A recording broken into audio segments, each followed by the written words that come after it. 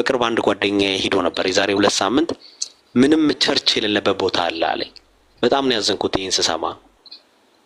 እርግጠኛ ድክመትም አለ ወጣ ብሎ ከማገልገል አንፃር ምናምን በጣም ድክመቶች አሉ። ዲማ የማይመጣ ሰው የለም።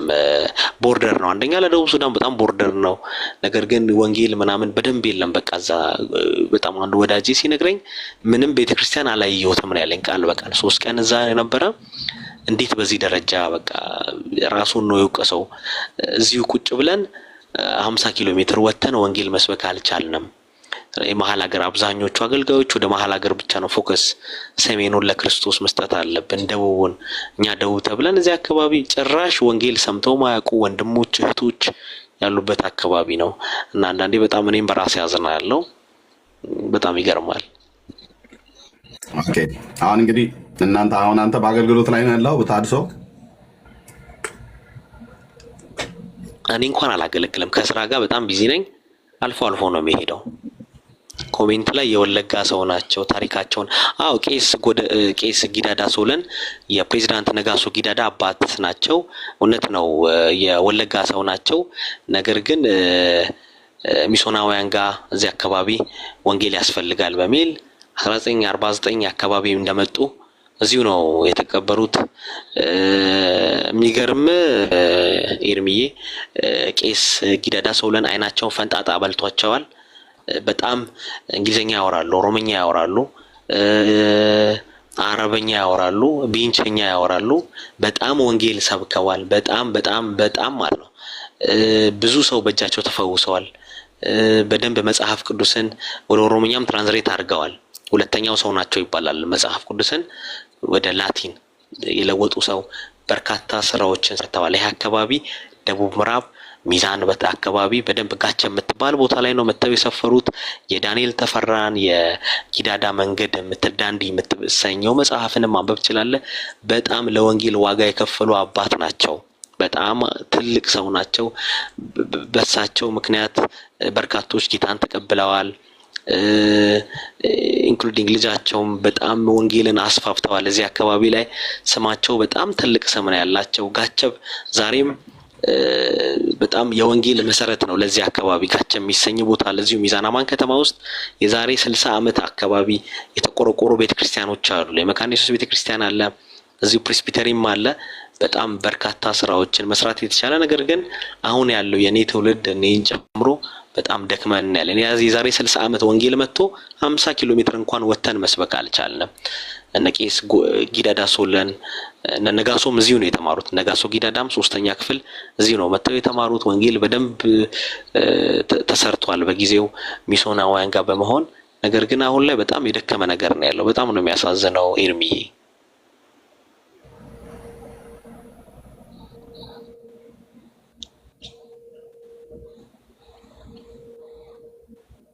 አይሰማም ኤርሚ?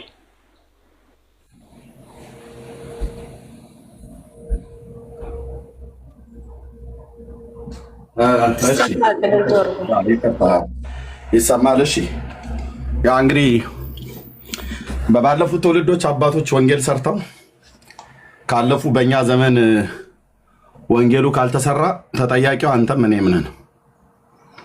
ኦኬ አንተ አሁን ከመካነ ኢየሱስ ነበርኩኝ ብለህ አልከኝ፣ ወደ ታድሶ ሄድኩ አልክ። መካነ ኢየሱስ በነበርክበት ሰዓት ላይ ታገለግል ነበር?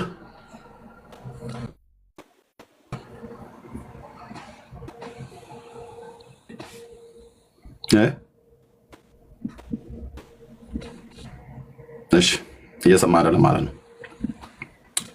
ኦኬ ቴንክ ዩ። ምንድነው በባለፉት ትውልዶች ወንጌል ከተሰበከ በእኛ ዘመን ወንጌል ከቆመ ልናፍር የሚገባው በባለፈው ትውልድ አባቶች አይደለም። እነሱማ ስራውን ሰርተው አገልግለው ሄደዋል። በእኔ እናንተ ዘመን ነው። አየህ ቢዚ ነኝ፣ ስራ ላይ ነኝ። ልክ ነው፣ ስራ ላይ ናችሁ። ስራም ላይ ሆኖ እኮ ወንጌል ይሰራል። ስራም ላይ ሆኖ ወንጌል ይሰራል እና በምንሰራበት ቦታ ሁሉ የእሱን በጎነት ልንናገር የተመረጠን ትውልድ ነን፣ የንጉሥ ካህናት ነን። ስለዚህ የክህነት ስራችንን በአግባቡ ከተወጣን ወንጌል የግድ የወንጌላዊነት ጥሪ ደርሷቸው ብቻ በሚሰብኩ ሰባኪያን አይደለም ወደ ሌላው ዓለም ወደ ሌላው ትውልድ የሚደርሰው ማለት ነው። ነው አይነው አውቃለሁኝ። እግዚአብሔር በሚሽን በዓላማ የጠራቸው ሰዎች አሉ። በሚሽን በዓላማ የጠራቸው ሰዎች አሉ። ጥሪ እንዳለው ሰው በእርግጠኝነት እነግራቸዋለሁ። አዎ በዓላማ እግዚአብሔር ጠርቶኛል። በዓላማ የሚጠራቸው ሰዎች አሉ። ለዚሁ ፐርፐዝ፣ ለዚሁ ስራ ብቻ ማለት ነው። ለዚሁ ፐርፐዝ፣ ለዚሁ ስራ ብቻ የለያቸው የጠራቸው ሰዎች አሉ። ኦኬ። ጸጋውንም ሲሰጥ እግዚአብሔር በዚሁ አገልግሎት እንዲያገለግሉ ከእግዚአብሔር ዘንድ ጥሪ ደርሷቸው የሚያገለግሉ ሰዎች አሉ። ብዙ በዚህ አቅጣጫ በጣም ብዙ የሚያገለግሉ አገልጋዮች፣ በጥሪ የሚያገለግሉ አገልጋዮች በቤተክርስቲያናችን ከቤተክርስቲያናችንም ውጭ የምናውቃቸው ሰዎች አሉ።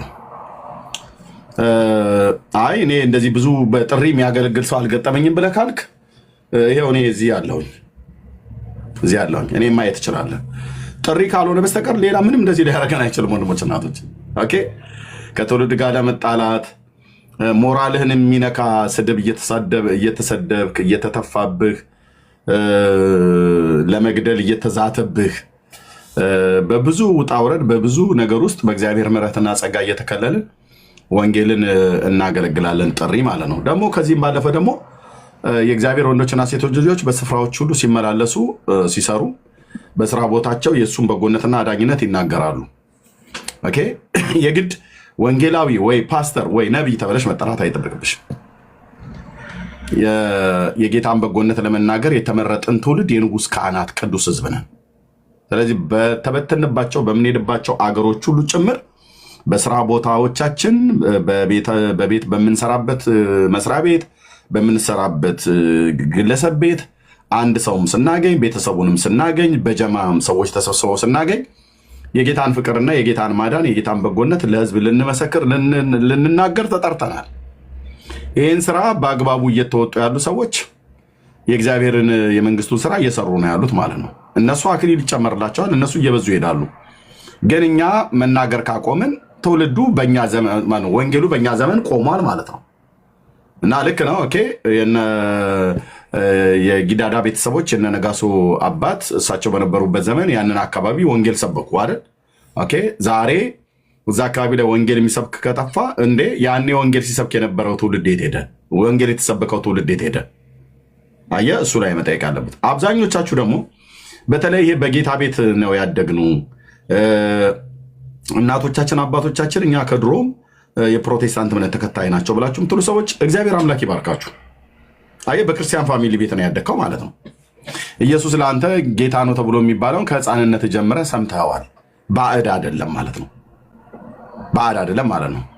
እና የጌታን ጌትነት ስሰማ ካደግ አሁን የጌታን ጌትነት ግን ትመሰክራለህ ወይ ነው። አንዳንዶቻችሁ የፓስተር ልጆች ናችሁ፣ አንዳንዶቻችሁ የቤተ ክርስቲያን መሪዎች ልጆች ናችሁ። ግን ቆንጅዬ ጨዋ ማለት አመለሸጋ ማለት ሳይሆን ስለ ጌታ በጎነት የማትናገሩ ስለ ጌታ በጎነት መናገርም ኋላ ቀርነት ይመስላችሁ እንደዚህ አይነት ሰዎች በጣም ተታላችኋል። ወይ ደግሞ ያለንባቸው የእምነት ተቋማት አሉ አይደል? በመካነ ኢየሱስ ስርዓት የተሰራ የጸሎት ቤት አለ፣ ወይ ሙሉ ወንጌል የጸሎት ቤት አለ፣ ወይ ምስክር ክርስቶስ የቃለ ሕይወት ብቻ እንደዚህ የጸሎት ቤት አለ። ያ የጸሎት ቤታችን የተደረደሩ ወንበሮቻችን ሞሉ አይደል? ስለሞሉ በቃ መንግስተ ሰማያት የተጨናነቀ መስሎናል አይደል? ከዚህ የተነሳ ወንጌል አንሰብክም። በቃ ምን ያደርጋል? ሙሉ ወንጌል የሰራችሁ ቀጠና ሁለት ላይ የሰራችሁ አሁን ትልቅ ሆኖ የተሰራው አዳራሽ አለ። ያ በቃ ሙሉ ሆኖ ወንበሩ አምሯል። በቃ ህዝቡ ሁሉ መጥቶ ይሞላል አይደል? ያ እዛ ጋ ያለው የሙሉ ወንጌል ቤተክርስቲያን አዳራሽ ሞላ ማለት መንግስተ ሰማያት በቃ እንትን ተጣበበ፣ ለሰው መቆሚያ ስፍራ ታጣ ማለት አይደለም። የሙሉ ወንጌል ቤተክርስቲያን የሰራችው አዳራሽ ነው የሞላው። መሰረ ክርስቶስ ቤተክርስቲያን የቀለሰችው የጸሎት ስፍራ ነው የሞላው። መካነ ኢየሱስ የቀለሰችው የጸሎት ስፍራ ነው የሞላው። እሱ ሞላ ማለት የእግዚአብሔር መንግስት ሞላ ማለት አይደለም። አንዳንዱ ወንጌልም እንዳይሰብክ እንግዲህ የት እናደርገዋለን? ህዝቡ ሁሉ ከመጣ የት እናደርገዋለን ብሎ ይላል። ብራዘር፣ ህዝቡ ከመጣም ይምጣ፣ ካልመጣም አንተ ግን የበጎነቱን ተናገር፣ አዳኝነቱ በዛው ባሉበት ቦታ ላይ ይለወጡ። ወንጌል የኛ የሰራኑ የመቀመጫ ወንበሮቻችን ሲሞሉ የምናቆመው፣ ሲጎድሉ ደግሞ ባካችሁ ልጆቻችን ወንበሮቻችን አልሞሉልንም፣ ስለዚህ ወንበሮቻችን እንዲሞሉ ቶሎ ቶሎ ፈጠን አድርጉት እንጂ ውጡና እንደፈለጋችሁ ብቻ ድንጋይም እየተወረወረብን ምንም ብቻ የተወሰነ ጊዜ ያለው ቁጥር እስኪሞላ ድረስ ኮታው ወንበሩ እስኪሞላ ድረስ ቶሎ ቶሎ ተናገሩ፣ አትፈሩ ምናምን ነገር ተብሎ በፓስተሮቻችን ቅስቀሳ አይደለም ወተን የምንሰብከው ማለት ነው። እንደዚህ የሚባል ነገር የለም ወንድሞች እናቶች፣ እንዲህ የሚባል ነገር የለም። ስለዚህ ወንጌል መስበክን ማቆም የለብንም። ኦኬ፣ የጌታን በጎነት መናገር ማቆም የለብንም ለማለት እወዳለሁ። ተባረኩ። እሺ ኤሚቢ። አቤት ኤርሚ፣ እንዴት ነሽ? እግዚአብሔር ይመስገን። እንዴት ናችሁ? ደህና ናችሁ? ደህና ነን፣ ጌታ ይመስገን። አሜን። አሁን ያወራኸው ላይ ነው ልል የጠየቅኩት ለመግባት። እሺ፣ አሁን ያወራኸው ላይ ዛሬ ነው ያለሁበት ቦታ ላይ ወንጌል ስርጭት ነበር። ኦኬ። እና ምን ሆነ በቴሌግራም በምን ነበር የጠሩት? በጣም ሰፋ ያለ ጊዜ ሳምንት የተጠራ አንድም ሰው 7 ሰው አዳራሹ ሞልቶ ደጅ ነው ህዝቡ የሚሆነው የመጣው 7 ሰው። ከዛ በኋላ በጣም አዘንኩኝና አሁን ሙሉ ለሙሉ ሰዎችን ለምን አትወጡ ማለትም አንችልም። ለምንድን ነው የተባለ እንደሆነ ይሄ ትጥቅን ማስታጠቁ ይሄ አሁን ወንጌልን ለፍጥረት መናገርን በትክክል ሰዎቹን ከተኙበት ተነስተው አቅማቸውን አጠናክረው ተነስተው እንዲሰሩ የሚያደርግ ትምህርታዊ ነገርም አይሰጥም። አሁን የማየው ችግር ማለት ነው።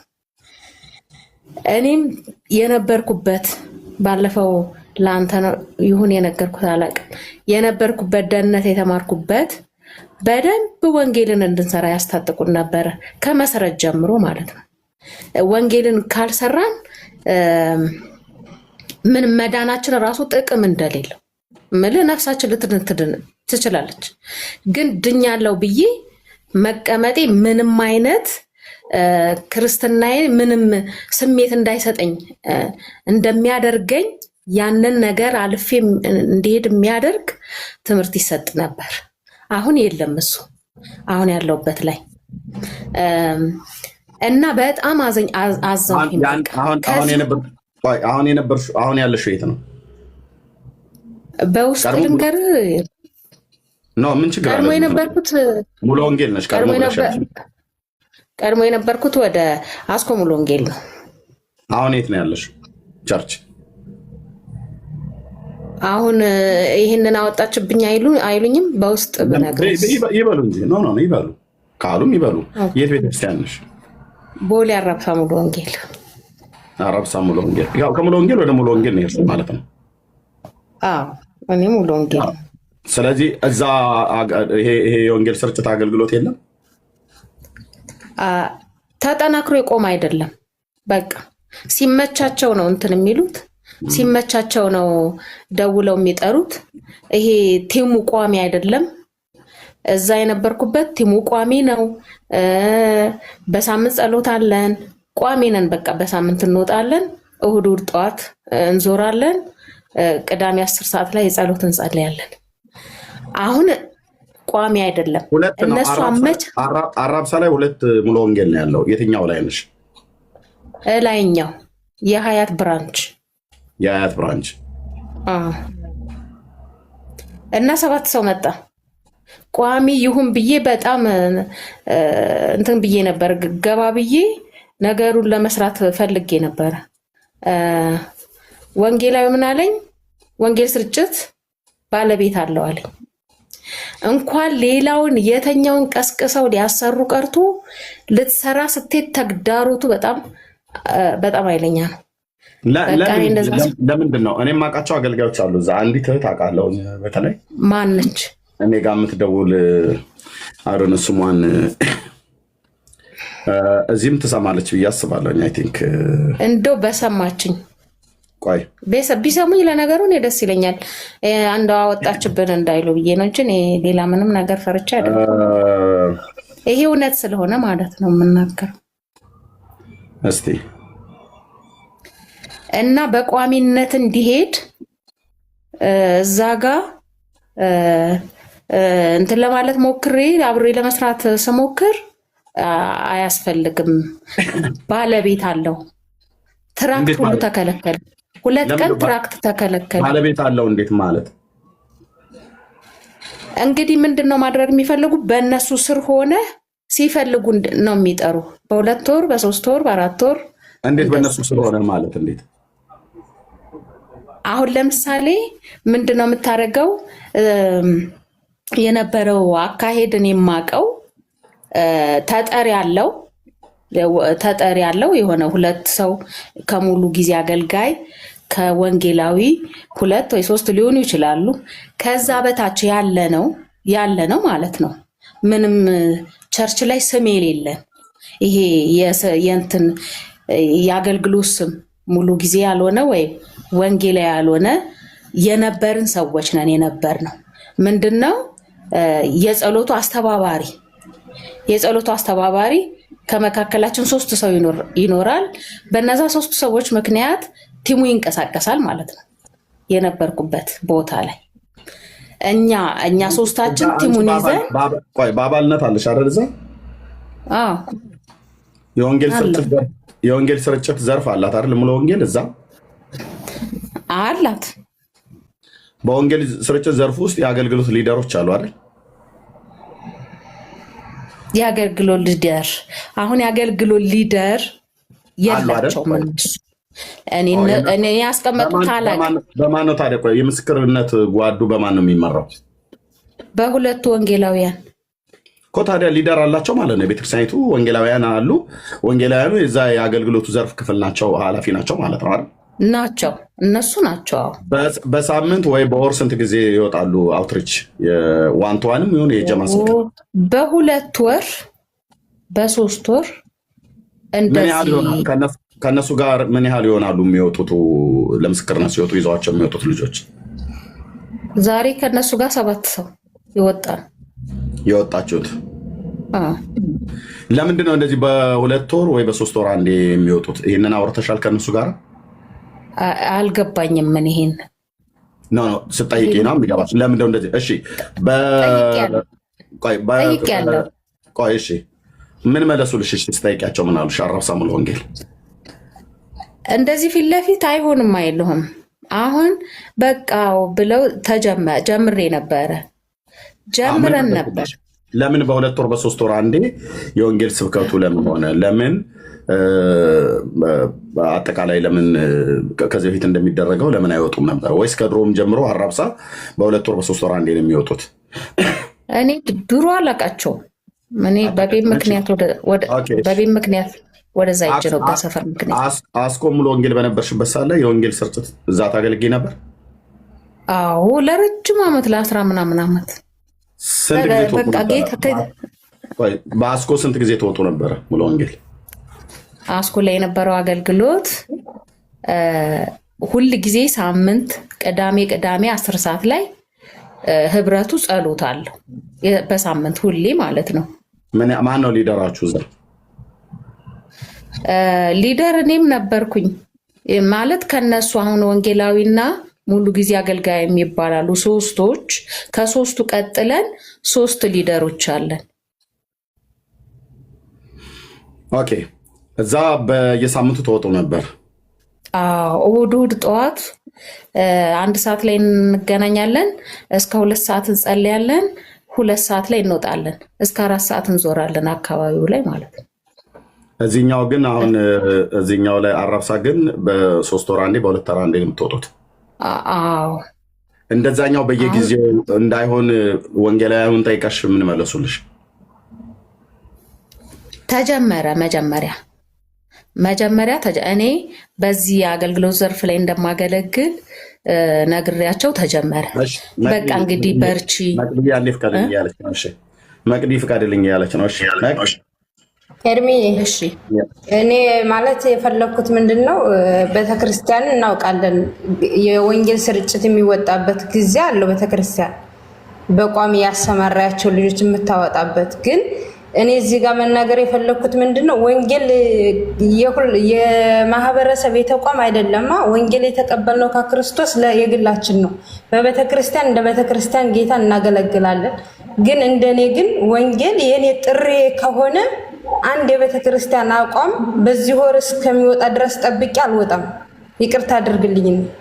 ወንጌል ባገኘሁት አጋጣሚና በራሴ እግዚአብሔር በውስጥ ያለውን ጸጋኝ አሁን ወንጌል ስርጭት ሰብክ ነበር ኢትዮጵያ ያለው ሰብካለሁ። ጀማ ሁሉ ስብከት ሰብካለሁ።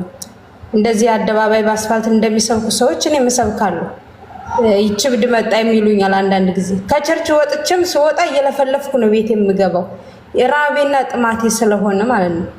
ግን ያንን ቤተክርስቲያን ግዴታ ወሩን ጠብቃ እስክትወጣ ድረስ መቀመጥ የኔ ድርሻ አይደለም። በውስጤ የተቀመጠው የእግዚአብሔር መንፈስ ነው እንጂ እንድጮህና እንድንወጣ እንድንሰብክ የሚያደርገን የሆነ ሰው ተቋም የሆነ ስብስብ ስላለበት አይደለም እንወጣ። ራብ ያለው ሰው ወንጌል ጥማት ያለው ሰው የአገልግሎት ጥማት ያለው ሰው እየተሰደበም እየተነቀፈም ወንጌል የግሉ ነው እንጂ የከሌ ከሌ ተቋም ነው ብዬ አላስብም። ኤርሚዬ ቤተክርስቲያን የራሷ ጊዜና ወቅት ሊኖራት ይችላል። ማረጋገጥ ያለበት ይች ቤተክርስቲያን ስህተትን ታስተምራለች ወይ ለትውልድ ወንጌል እንዳይደርስ ትነቅፋለች የሚለውን ነገር እንጂ በዚህ ወር ውስጥ ነው የምትወጣው የሚለውን እና እንደዚህ ናት ብሎ የሚለው ነገር ያንን ተግቶ መስራት የአንድ ሰው ድርሻ የቤተክርስቲያን መሪዎች ድርሻ ብቻ ምናምን አድርገን የፓስተሮች ብቻ እግዚአብሔር እንደዛ አይደለም። እነሱ ሊያበረታቱን ይችላሉ። እኛ ደግሞ ከስር ሆነን ማበረታታት አለብን። ወንጌል ረሃብ፣ ጥማት፣ ፍላጎት ካለሽ እኔ ይቅርታ አድርጉልኝና ኤርሚዬ እዚህ ሀገር ወጥቶ መለፍለፍ ፍቃድ ስለሌለኝ ግዴታ የመኖር እንትን እንጂ እኔ ያስጮኸኛል። አልችልም። ኢትዮጵያ በሆን አልችልም። የሆነ ፓስተር አስፈቅጅ አልችልም። ወንጌልን አልሰብከውም እንደዛ ኢየሱስን የሆነ ፍቅሩ ነው እብዷ መጣች የሚያስብልህ እና ኤርሚ እዚህ ጋር ወጥቶ ሲለፈልፍ የቤተክርስቲያን እንትን ስለፈቀደልህ ብቻ ነው የምትለፈልፈው። እዚህ ጋር እየተሰደብክ እንትን የምትለው ወንጌል ውስጥ ስለተቀመጠ ብቻ ነው። ስለዚህ ቤተክርስቲያን ላይ ምድር ላይ ያለችውን ቤተክርስቲያን እኛ ስንሰራ ተግተው ሌሎችም እንዲሰሩ እኛ ስንጸልይ አብረው ይወጣሉ። የማይወጡበት ግዴታ የላቸውም። በቃ የአገልጋዮችን ድካም የአገልጋዮችን እንትን አትበሉ። በቃ እዚህ ጋር እኛ እንውጣ። ውጭ አንቺ ጸልይ አንቺ ያን እግዚአብሔር ፈንቅሎ አንቺን መሪ ያደርግሽ ይሆናል። ፈንቅሎ ፊተኛ አድርጎ በአንቺ ምክንያት ትውልድን ያስነሳ። በቃ የተገለጠው ክርስቶስን ለመስበክ ሰውን አትከተሉ። እኔ ኤርሚዬ ይቅርታ አድርግልኝና ይሄን ነው የምለው። ተባረኪ እህትዬ፣ ጸጋ ይብዛልሽ። አይ እንደ ቤተክርስቲያንም አሰራር ስላለ እኔ መቼም ሙሉ ወንጌል ቤተክርስቲያንን ሌሎቹን አብያተ ክርስቲያናት ብላችሁ ብትሉኝ እኔ ጠረጥራቸዋለሁ። በዚህ የወንጌል ስራ ላይ ዳተኞች ናቸው ብሎ የሚለው ነገር ሌሎቹ አብያተ ክርስቲያናት ላይ ቢባል ማንም ሰው ሊሟገተኝ ከመጣ እሟገተዋለሁ። ሙሉ ወንጌል ቤተክርስቲያን ግን በዚህ ጉዳይ እግዚአብሔር ለምድራችን ያስነሳት ቤተክርስቲያን እንደሆነች አውቃለሁ። ግን እንደ ቤተክርስቲያን አሰራር በዚህ ጉዳይ ላይ እንዴት ትሄዳለች የማውቀው ነገር አለ። ሚኪ ደግሞ ስላለ እዚህ ሚኪ እየጻፈ ነው። ሚኪሻ እንዴት ነው? ሰላም ሰላም፣ ኤርሚ እንዴት ናችሁ? ሰላም ነው። ሁላችሁም ሰላም ብያለሁ። ደህና ነን፣ ጌታ ይመስገን። እንዴት አለ አለን? ጌታ ይባረክ። አንተ ሙሉ ወንጌል ስለነበርክ እንዴት ነው የወንጌል ስርጭት ዘርፍ ክፍል ያለበት ከተማ ውስጥ የነበረውና አጠቃላይ ተቋማዊ አሰራሩን በስንት ጊዜ ነበር የሚወጣ የነበረው ሚኪዬ? ሙሉ ወንጌል ኦትሪች ላይ ቲም አላት። አሁን በምትለው ከተማ ውስጥ ኦትሪች ቲም አላት፣ ታደራጃለች። ወንጌላውያኖችም ያደራጃሉ። ኤክቹዋሊ በ15 ቀን አንድ ቀን ይወጣል። እንደዛ ተለቅ ያለ በተለይ ቁጥር 1 ላይ እኔ በነበርኩበት የወንጌል ስርጭት ቲሙ በርካታ ያሉ ሰዎች ያሉበት ወደ 50 ወደ 60 ልጅ ያሉበት ወንጌላውያን የሚመሩት ሊደሮች ያሉበት ነው። የተነቃቃ ነገር አለው። ከዛም ባለፈ እንደ ከተማው እንትን ይባላል ግሬት ኮሚሽን ግሬት ሚሽን የሚባል ፕሮግራም አለ። አጠቃላይ ኢሜል ላይኖችን የሚያስተባብር ወንጌል ለከተማ የሚሰራበት አለ። ከነሱ ጋር በመያያዝ ከአብያት ጋር ይሰራል። ግን ዊክነስ አለ። ዊክነሱ ምንድን ነው? እሱ አሁን እንግዲህ አደባባይ ላይ መጣ ስታወራ በመጥፎ ምና እንዳይወሰድባት ትንሽ እንትን አለ። ይሄ ምንድነው ወንጌል ላይ ለዘብተኝነት አሰሜ ላይ ስቸር ሳይሆን ሰው ራሱ ወንጌል አያማኝ ጳውሎስ እንደዚህ ብሏል፣ ወንጌልን ባልሰብክ ወየውልኝ አለ። ስለዚህ ወንጌል የመስበክ ግዴታ አሰደምነሽን ብቻ አይደለም፣ ዋን ቱ ዋን ሰው በስራ ቦታ ሊሆን ይችላል፣ መንደር ላይ፣ ሰፈር ውስጥ ምናምን የትኛውም ክርስቲያን ወንጌል የመመስከር መብት አይደለም ያለው። ወንጌል የመመስከር ይህን ሰላም እውነት የሆነውን መንገድ የሆነውን ይህን ኢየሱስን የመስበክ እያንዳንዱ ክርስቲያን አይደንቲቲ ሆኖ መሆን ያለበት።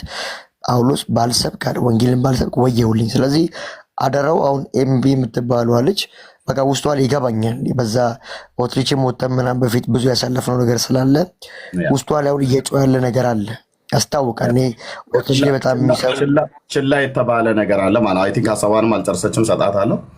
አይ ቲንክ የአገልግሎቱ ዘርፍ እንዳለ ሆኖ በሌሎችም ቤተክርስቲያናት እኔ እንደምሰማው በእርግጥ በክርስቶስ ቤተክርስቲያን ውስጥ ከአገልግሎት ዘርፍ እንደሚገባ የማይደገፍ እና እንደሚገባ ስራ እንዲሰራ የማይበረታታ የአገልግሎት ዘርፍ ቢኖር የወንጌል ስርጭት ነው።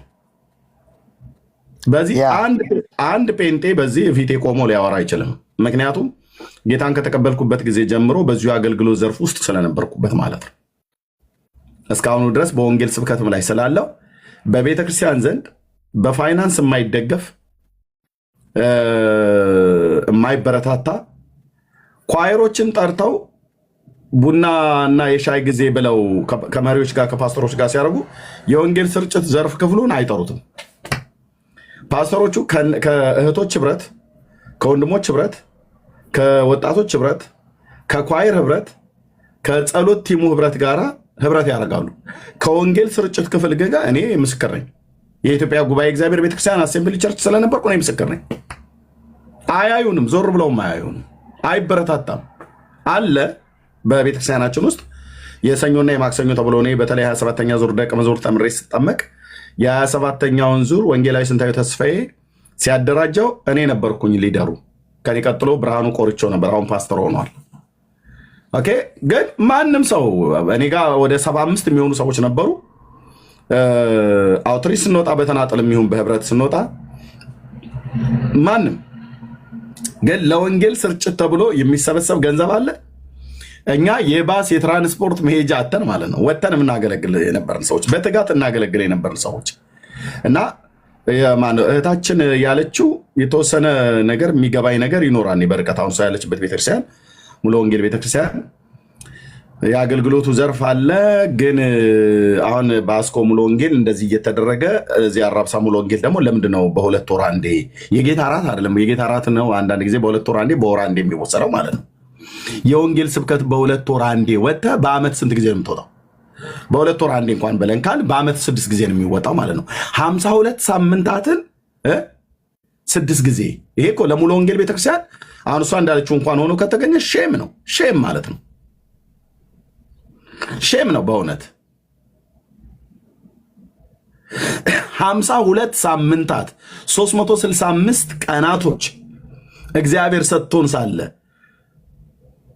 በሁለት ወር አንዴ የወንጌል ስርጭት የምትወጣ ቤተክርስቲያን እየሞተች ነው ማለት ነው። ሙሉ ወንጌልን ካደረገች እየሞተች ነው ማለት ነው። እየሞተች ነው። የሙሉ ወንጌል አቅሟ፣ መግነኗ፣ መብዛቷ፣ መስፋቷ የእግዚአብሔር መንፈስ ቅዱስ ኃይል ከእሷ ጋር መኖሩ የወንጌልን ስብከት ስለሰበከች ነው።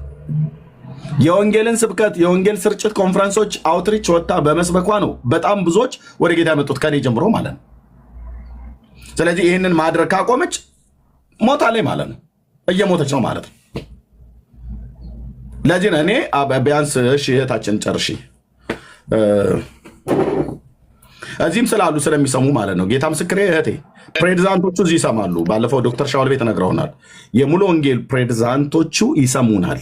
ባለፈው ዶክተር ሻውል ቤት መጣው እንሰማችኋለን፣ እንሰማሃለው ኤርሚያስ እንሰማሃለን ብለውኛል። ይሰማሉ። ለምንድነው የወንጌል ስርጭት አገልግሎት በሁለት ወር አንዴ በሶስት ወር አንዴ የሚሆነው አራብሳ ሙሉ ወንጌል ላይ ማለት ነው? የፋይናንስ ችግር ነው ወይስ አገልግሎቱ እንደተባለው በቃ ምናልባት አራብሳ ሙሉ ወንጌል የሰራቸው አዳራሽ ስለሞላባት ሰው መስክረን ብናመጣ ቦታ የለም ተብሎ ስለሚባል ነው? ለምንድነው? ሀሳብሽን ጨርሽ ሲታቸው እሺ እርምዬ ጌታ ኢየሱስ ክርስቶስ ይባርክ። ብዙ አልናገርም አሁን ስለሌሎቻችሁ ተግሳጽ የነገር ያመጣችሁ። ወደ ሀሳቤ ልግባ። ተረድተኛል። እግዚአብሔር ይባርክ። እኔ በራሴ ኢየሱስ ያድናል የሚል አፌን ማንም አላሰረው። ይሄን እናደርጋለሁ ውስጤ ይቃጠላል ምናምን፣ ይሄ አይደለም። ይሄ ኤርሚ ቅድም እንዳለው ተልኮ ነው። ይሄን ካልሰራ ነው እህል ብንበላን ጠግብም ብንለብስም አይሞቀንም። ተልኮ ነው ይሄ። ስለዚህ ሌሎቻችሁ ለፍርድ አቸኩሉ። ከዚህ ወደ ሀሳቤ ስገባ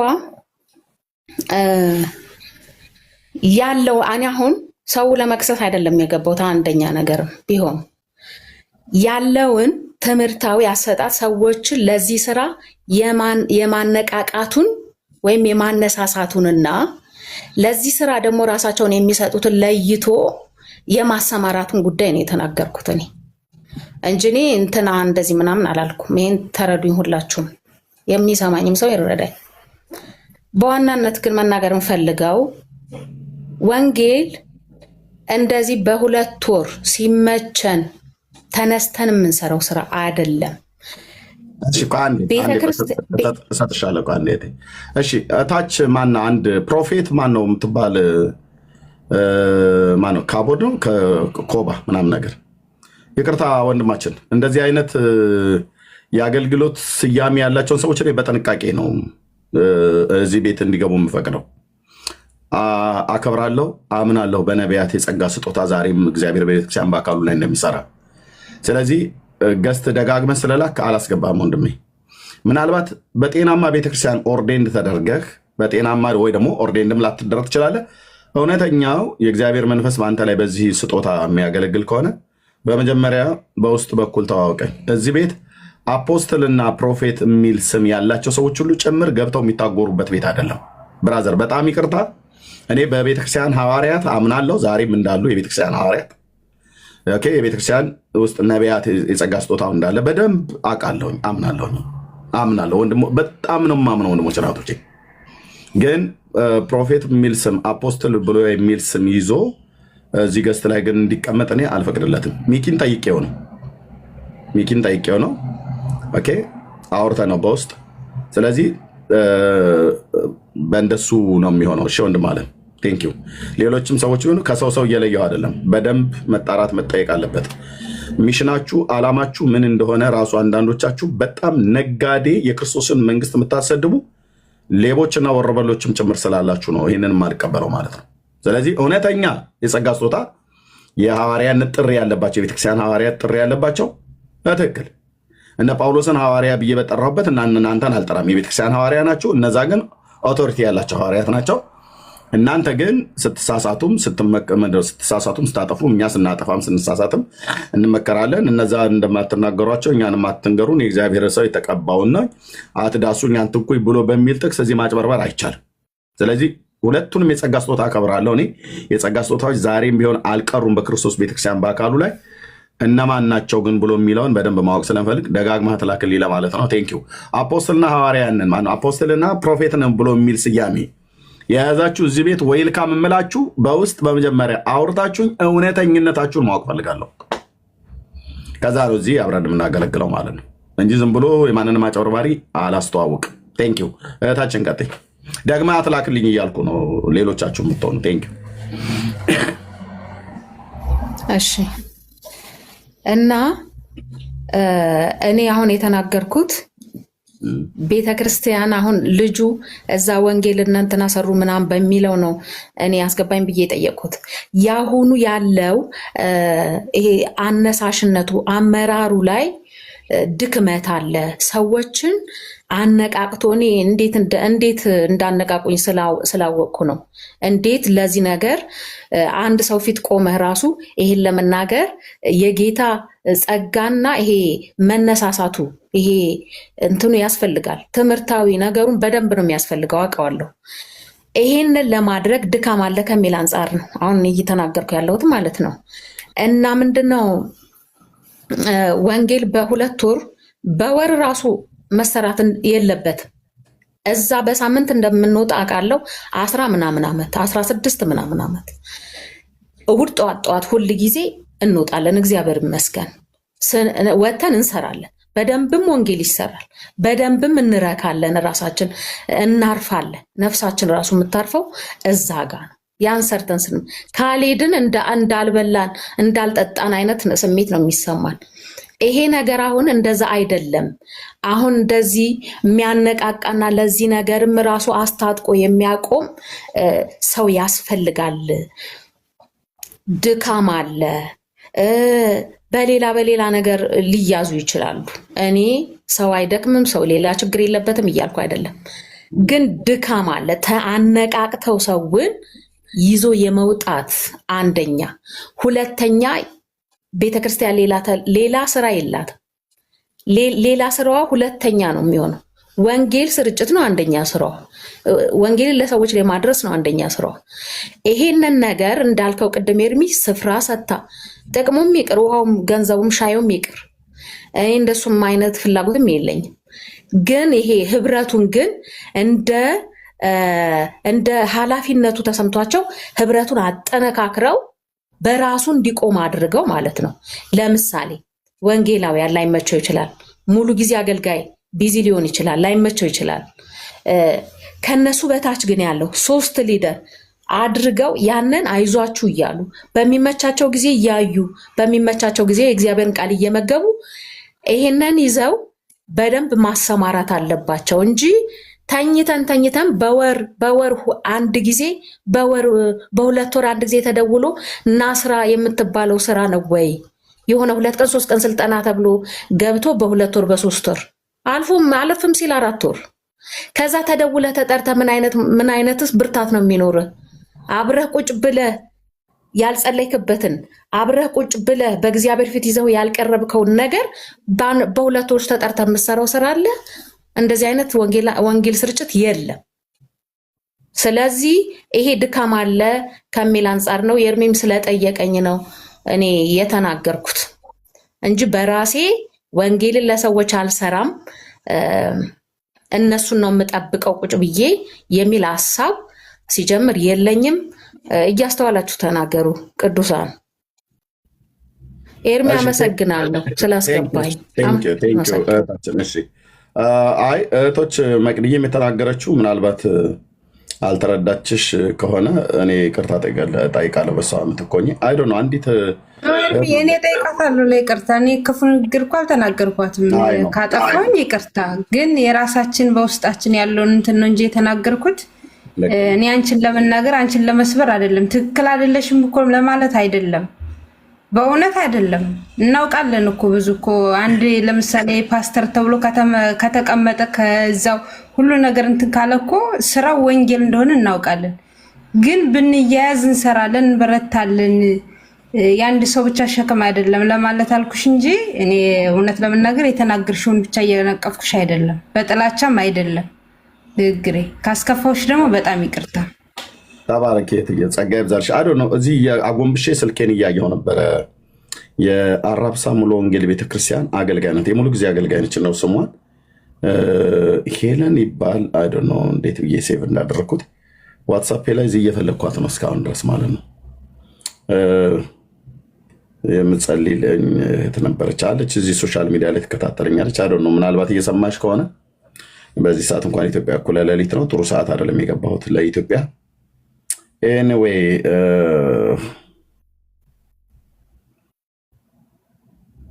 አሮ ነው ስሟ ማን እንደሚባል ስሟን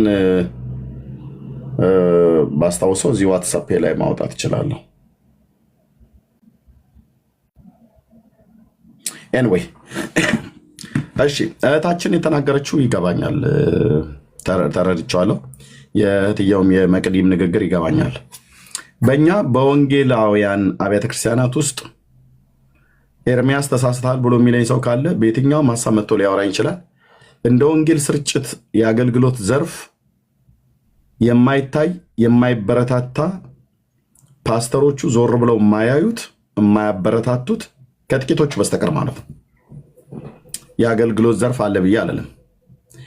ኳየሮቹን እያሞላቀቁ የሚያነጋግሯቸውን የሚያበረታቷቸውን ከነሱ ጋር ጊዜ የሚያሳልፉትን ያግል የወንጌል ስርጭትን አንድ ቀን ዞር ብለው እንዳላዩን እኔ ምስክር ነኝ። ጉባኤ እግዚአብሔር ቤተክርስቲያን እኔ ምስክር ነኝ። ኤ ኳየር፣ ቢ ኳየር፣ ሲ ኳየር እያሉ ማለት ነው ከነሱ ጋር ጊዜ ያሳልፋሉ። ጥሩ ነው ጊዜ ማሳልፋቸው። ከነሱ ጋር ጊዜ ያሳለፈ ፓስተር በህብረት የሚሆን የአንድነት ጊዜያቸው ላይ ተገኝቶ በመጸለይ በማበረታታት ጊዜ ያሳለፈ ፓስተር ለምንድነው ከወንጌል ስርጭት አገልጋዮች ጋር ከኛ ጋር ጊዜ የማያሳልፈው? ለኳየሩ ጠርቶ የሻይ ቡና ጊዜ ብለው ካሉ ለምንድነው ምስክርነት የምንወጣውን የምስክርነት አገልጋዮችን ጠርተው የሻይ ቡና ጊዜ ከኛ ጋር የማያሳልፉት? የእናቶች ፕሮግራም ተብሎ የእህቶች ፕሮግራም ተብሎ የወንድሞች ፕሮግራም ተብሎ እዛ ተገኝተው የሚያበረታቱትን ያህል እኔ በዘመኔ አይቻለሁ። በእነዚህ ዘመናት ማለት ነው። ማንህም ጴንጤ መጥተህ ይሄንን አትከራከርም። ከብዙ አገልጋዮችም ጋር ደግሞ ከተለያዩ ቤተክርስቲያናት ካሉ አገልጋዮች ጋር አውትሪች ላይ እንገናኝ ስለነበረ ማለት ነው።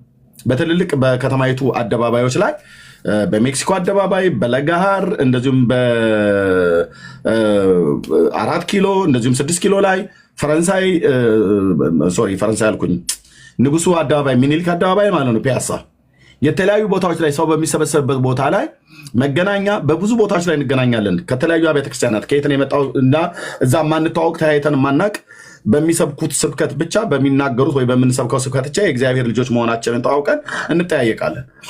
አንዳንዱ ከገነት ቸርች ነኝ ይለናል። ወደ መርካቶ ሲኔር ከመሳለሚያ አካባቢ የመጡ ማለት ነው።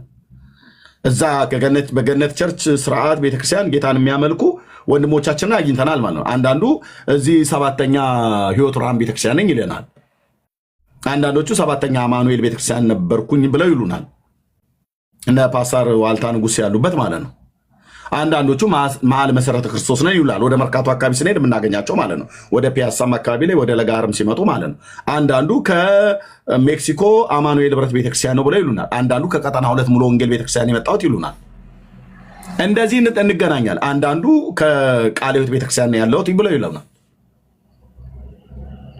ኦኬ፣ እዛ ስንገናኝ እርስ በርስ ስንተዋወቅ ነው አንዳችን ለአንዳችን የባስ እንኳን የምንከፍለው ስላጣን የባስ የምንከፍለው በሌለን ሳለ ከለጋር ማለት ከመገናኛ ተነስቶ በእግሩ የመጣው መገናኛ ሙሉ ወንጌል ቤተክርስቲያን ያለው ወንድም ለመስበክ ለጋር ድረስ መጥቶ ከለጋር ሲመለስ ያቺ ጮርናቅ የምትባለው ዳቦ ማለት ነው በዘይት የሚጠበሰውን እሱን ራሱ ለመብላት ገንዘብ አጥሮት ኪሳችን ካለው ነበር አውጣተን የምንገዛዛውና አንዳችን ለአንዳችን በልተን የምንለያየው ማለት ነው። ስሙኒና 50 ሳንቲም 75 ሳንቲም የአዲስ አበባ ከተማ የባሱ ማለት ነው። እሱን መክፈያ አጥቶ ወይ እኔ ከሰዎች ላይ ተቀብያ ቃለሁ ከወንድሞቼ ማለት ነው። አይቻቸው አለቅም ከዚህ በፊት ማየትም አይጠበቅብኝም። በቃ በሙሉ ወንጌል ቤተክርስቲያን ጌታን ያመልካሉ። በሕይወት ቤተክርስቲያን ስርዓት ጌታን የሚያመልኩ ናቸው። እንዴት ሰው የአዲስ አበባ የባስ መሄጃ እንዴት ሽልንግና ስሙን የሚባለው እንዴት ያጣል? ቤተክርስቲያን በወንጌል ስርጭት ስም ስንት ገንዘብ ነው የሚሰበሰበው? ስንት መባ ነው የሚሰበሰበው? ስንት አስራት ነው የሚሰበሰበው? የወንጌል ስርጭት ዘርፍ ክፍል ወንድሞቼ ናቶቼ ስቲል ናው አሁን ድረስ እንኳን ማለት ነው። ትናንት አንድ ሰው ያወራኝ ነበረ። ትናንት ይመስለኛል ትናንትና ይመስለኛል አንድ ሰው እያወራኝ ነበር። የወንጌል ስርጭት ዘርፍ ክፍል በቤተክርስቲያኒቱ ውስጥ ትልቁ የክርስቶስ ቤተክርስቲያን እንድታድግ እንድታሸንፍ እየበዛች እንድትሄድ ሁሉም የአገልግሎት ዘርፎች በተለይ የጸሎት ጉልበት የጸሎቱ ኃይል ዋነኛ ነው።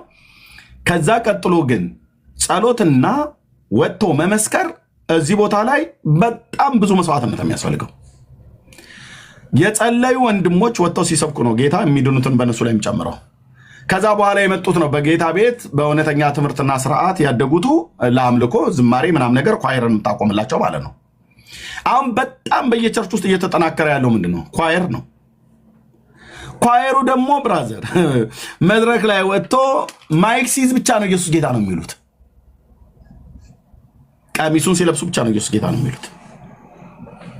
ብላ ወጣ ማለት እሁድ ያኔ ብቻ ነው ኢየሱስ ጌታ ነው የምትለው። ከጓደኛዋ ጋር ከአልዲስ ካፌ ቁጭ ብለው ወሬ ሲቀዱ ሲሰፉ ሲያወሩ ሲበጥሱ ምን ሲሉ የጌታን በጎነት ለዛች ለማታመን ሴት አትነግራትም። ከአልዲስ ካፌ በየሰፈሩ ያለ ግሮሰሪ ወይ ደግሞ የጁስ ቤት ማለት ነው ፍሩት ቤት እዛ ቁጭ ብለው አቮካዶ ከማንጎ እየቀላቀለች በትልቅዬ ማንኪያ እንዲያገላበጠች ስትጠጣ ያቺ የማታምን በዓለም ያለች ሴት ስሯ ቁጭ ብላ አትነግራትም። የኛ የቸርች ኳየር ናት። አትነግራትም ስለ ጌታ በጎነት ስለ ጌታ ማዳን አትነግራትም። የሞልቃቆች መጠራቀሚያ ማለት ነው። ኳየር ማለት የሞልቃቆች መጠራቀሚያ ቦታ ማለት ነው። ከጥቂቶቹ በስተቀር ጉዳያችሁ ነው። ምንም አታመጡም። እኔ መድረክም ላይ ጭምር ነው ይሄን እንደዚህ የምናገረው። የኳየር አገልግሎት አያስፈልግም እያልኩ አይደለም። የኳየር አገልግሎትን እየራኩ አይደለም። የዝማሬ አገልግሎት በጣም ወሳኝ ነው። ግን በቃ የብዙ ሞልቃቃ የሚሰበሰብበት ማለት ነው። ሞልቃቅነታቸውም የጌታን በጎነት አይናገሩም። ማይክ ሲይዙ ብቻ ነው እኛ ጋር ቸርች ሲመጡ ማንም ድንጋይ የሚወረውርባት የለም። ከግራና ከቀኝ የቆምን እዛ ፊት ለፊት ላይ አዳራሽ ውስጥ የተቀመጠን ሰዎች ኢየሱስ ጌታ ነው ብለው ሲሉን ኢየሱስ ጌታ ነው እንላለን።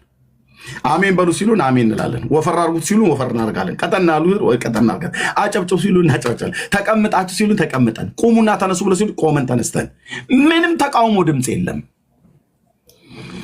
ኦኬ ሰው ሁሉ በታ እየተጠራ ነው የሚያገለግል። ኤርሚያስ ታዲያ ምን አድርጉ ነው የምትላቸው? እኔ የምልሽ እህቴ የማያምን ወንድ የማያምን ሰው አግኝተህ እንዴት ነው የጌታን በጎነት የማትናገረው?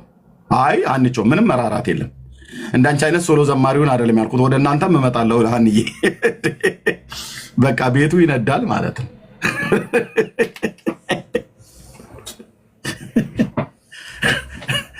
ምሕረት አድርጊልኝ እንግዲህ ጎረቤቴ ያስቀየምኩሽ አይደል? ከአውስትራሊያ ኦኬ። እውነት እኔም በጣም ስለታዘብኩ ማለት ነው። አንቺው በእውነት ጉባኤ እግዚአብሔር ቤተክርስቲያን ይሄ እዚህ የምታዩት ሰው የወንጌል ስርጭት ሊደርም ነበርኩ፣ የሽብሸባ ኳየርም አሰልጣኝ ነበርኩ።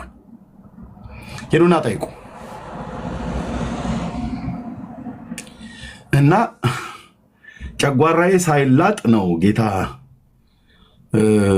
እንዴ በጌታ በኢየሱስም ስንት እኮ አይነት እኮ ነው ያለው።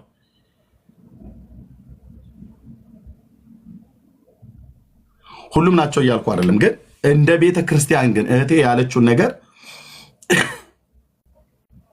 በቤተ ክርስቲያን አገልግሎት ውስጥ የማይበረታታ እንደው ይበል ለማለት ካልሆነ በስተቀር ብዙም ምልህ አሁን እንግዲህ ያለ አይደለ ዋናው ወንጌል ነው ብሎ ለማለት ብቻ መድረክ ላይ ወጥቶ ዋናው ወንጌል ነው ይሉሃል።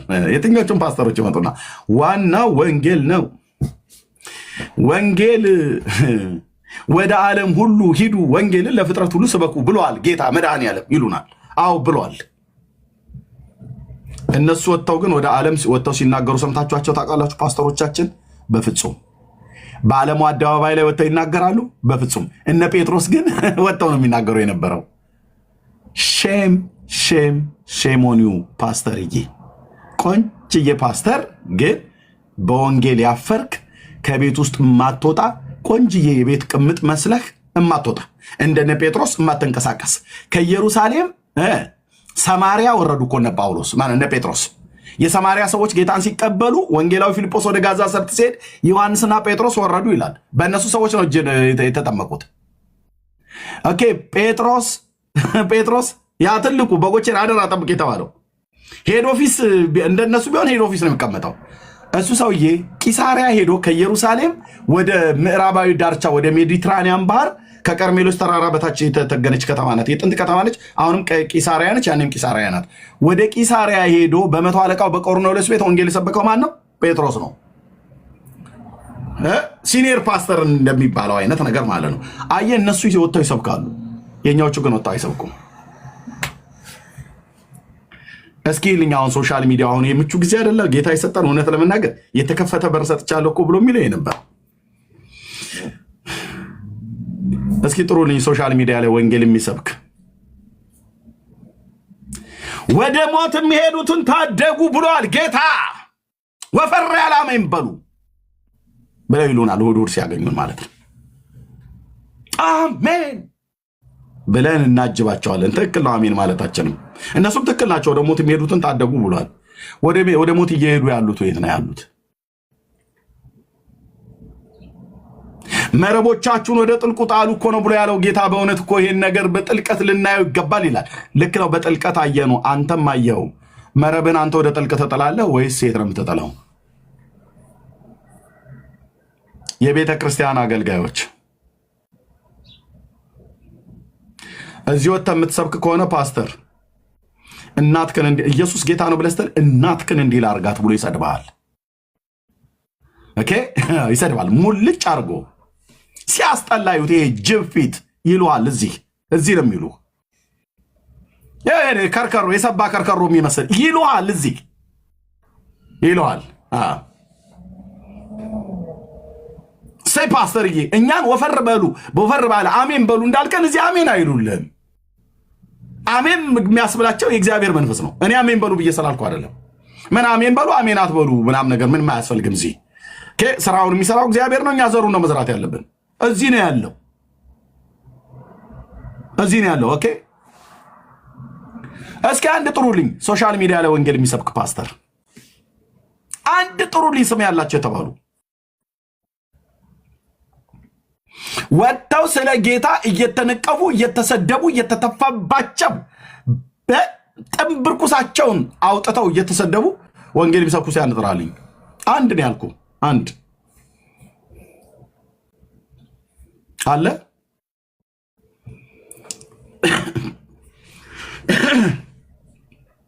አለ ወይ? እኔ ያላየሁት ካለ ንገሩኝ። ከነ ፓስተር ታሪኩና ከነ ፓስተር አላዛር ይባቤ ውጭ ምን አልከኝ? ይህን የቀበሮ ባህታዊ የሆነ ነው ስሙን የጻፍከው፣ ጥርሱን ያገጠጠ የቀበሮ ባህታዊ ብየዋለሁ። ስሙን የጻፍከው ሰውዬ ለአንተ ቀበሮና በግን እንኳን አለየህም ማለት ነው። ቀበሮዎች አይደለም ጥሩልኝ ያልኩት እኔ የእግዚአብሔር ሰዎች ወንጌል የሚሰብኩ ነው ያልኩት። ላልዳኑ ሰዎች ጌታን እንዲቀበሉ ለህይወት የሚሆን ንስሐን እግዚአብሔር እንዲሰጣቸው የመዳኑን ወንጌል የሚሰብኩትን ያልኩ እንጂ ጥርሱን ያገጠጠ ቀበሮማ አላልኩም። እሱማ ሞልቷል። ከኦርቶዶክሳውያን ጋር ትከርሻ ለትከርሻ የሚተሻሽ እኛ ለእናንተ እንትናን እሱ እንደዛ ያለ ቀበሮ በጣም ልጠራ እችላለሁ። ይሄ እውነት ቀበሮ እኮ ነው ብዬ ምን በላተኛ ነፍስ በላተኞች እነሱን አይደለም ያልኩ። ማንነታቸው ድፋባቸው። አዎ ኦኬ እነሱን አይደለም ያልኩ። ቀበሮ አይደለም ጥራልኝ ያልኩ። ወንጌል የሚሰብኩ ሰዎችን ነው ያልኩት። እስኪ አንድ ጥሩ 11 ዓመት እዚህ ሶሻል ሚዲያ ላይ ያለው አንድ ጥሩልኝ። የታሉ ፓስተሮቻችን? ስለ ጌታ ለመነቀፍ ለመሰደብ የቆረጡ እና ወጥተው ወንጌል የሚሰብኩ የወንጌል ስርጭቱን እህታችን እንዳለችው የወንጌል ስብከቱን የሚያበረታቱ አይዟችሁ ብለው አብሮ ወደ ውጪ ወጥቶ በአደባባዮቻችን ላይ ወንጌል መስበክ እሱ ያባት ነው።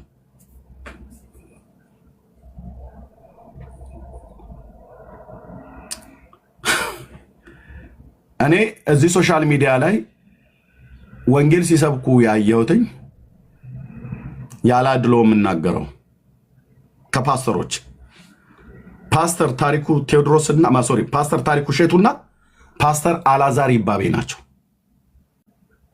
ሲሰብኩ ያየሁት። ፓስተር ተብለው ሶሻል ሚዲያው ላይ የወጡትን ሰዎች አይደለም ያልኩ። ዝሙላ አርቲ ቡርቲ የሚያወራውን ሁሉ አይደለም እያልኩ ያለሁት። ወንጌል የሚሰብኩ ወንጌል ሰብከው ጌታን ሰዎች እንዲቀበሉ ያደረጉ እነሱ ነው የምልህ። ወንጌል መስበክ ብቻ አይደለም ጌታን እንዲቀበሉ አድርገው በእግዚአብሔር ጸጋ ወንጌልን ሰዎች ሰብከው ሰዎች ጌታን ሲቀበሉ መሰረታዊ ክርስትና ትምህርት እያስተማሩ እያጠመቁ እያስተማሩ ያሉ ሰዎች አንድ ጥሩልኝ። ከነዚህ ሰዎች ውጪ በሙሉ ዜሮ ነው። ዜሮ ከወንጌል ሰበካ አኳያ ነው ያልኩ። ከወንጌል ሰበካ አኳያ ብራዘር፣ ከወንጌል ሰበካ አኳያ እውነትህን ነው። እውነታችሁ ነው። ናይ እስኪ ነይ ላስገባሽ። ናይ ሮዝ ነይ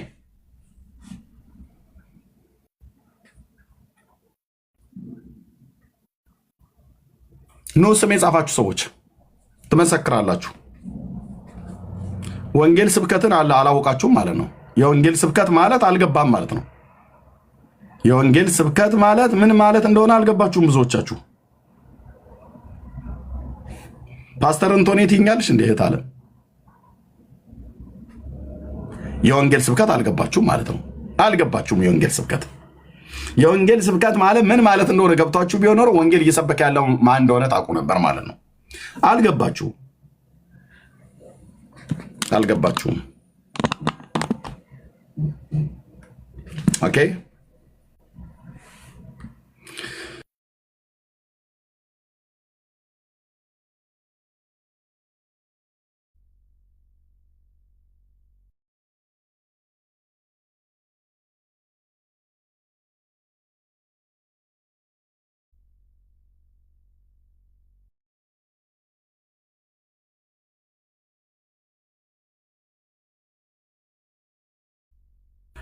ኦኬ ሶሪ ንግስቴ ደውላ ነው፣ ሚስቴ ማለት ነው። እሺ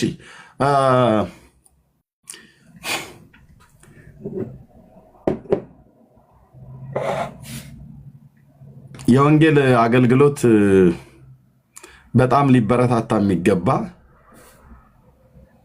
በጣም ስራ ሊሰራበት የሚገባ ይሄን የሶሻል ሚዲያ ዘመን እግዚአብሔር እንደዚህ በርግዶ ነበር የሰጠ።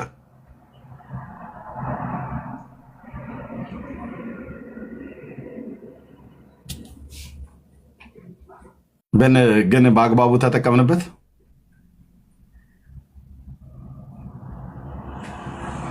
እና እህታችን ብላ የምትለው እንደ ወደኋላ ተመልሼ እንዲህ ያልልም እንጂ በቤተክርስቲያን ውስጥ የተጎዳ ያልተጠናከረ ብዙም የማይበረታታ ከተበረታታም ለይስሙላ ያህል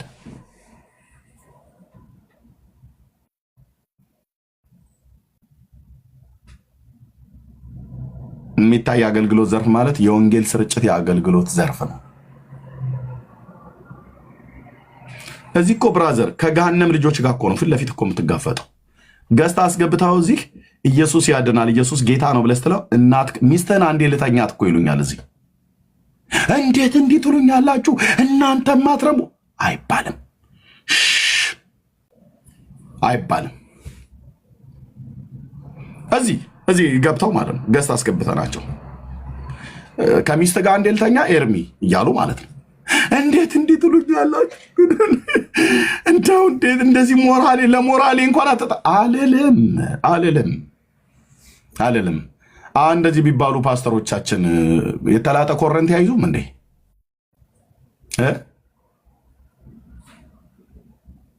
አይዙ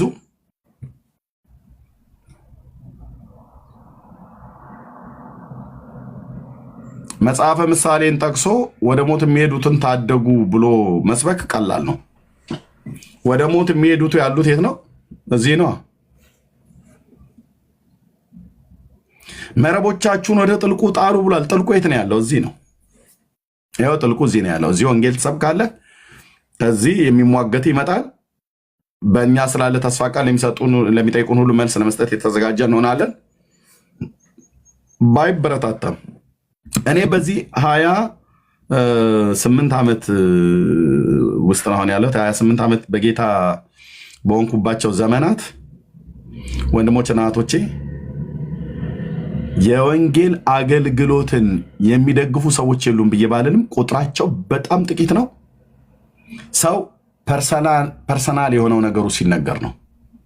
አሁን ብንጸልይ እግዚአብሔር የሚያመጣው መልእክት ካለ እናገራለሁ፣ ከሌላ አልናገርም።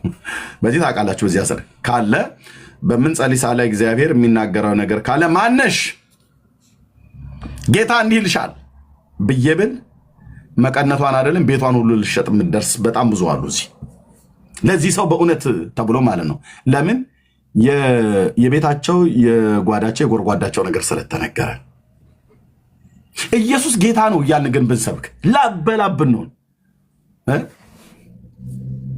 ማንም ዞር ብሎ ይሄ ሰው በእንደዚህ የወንጌል አገልግሎት ውስጥ ብዙ ትውልድ ወደ እግዚአብሔር መንግስት ለመጨመር እግዚአብሔር እየተጠቀመበት እየሰራበት ያለው ወንድም ነውና በጸሎትም ይሁን በጉልበት በፋይናንስም ሊታገዝ ይገባል ብሎ የሚል ካሉ ጥቂቶች ናቸው አሉ ጥቂቶች ናቸው።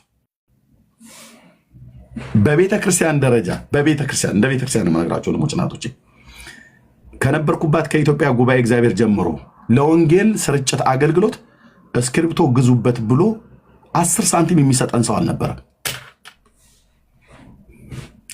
እንደዚህ እስክሪፕቶችን ግዙባት ብሎ ማለት ነው 10 ሳንቲም የሚሰጠን ሰው አልነበረም።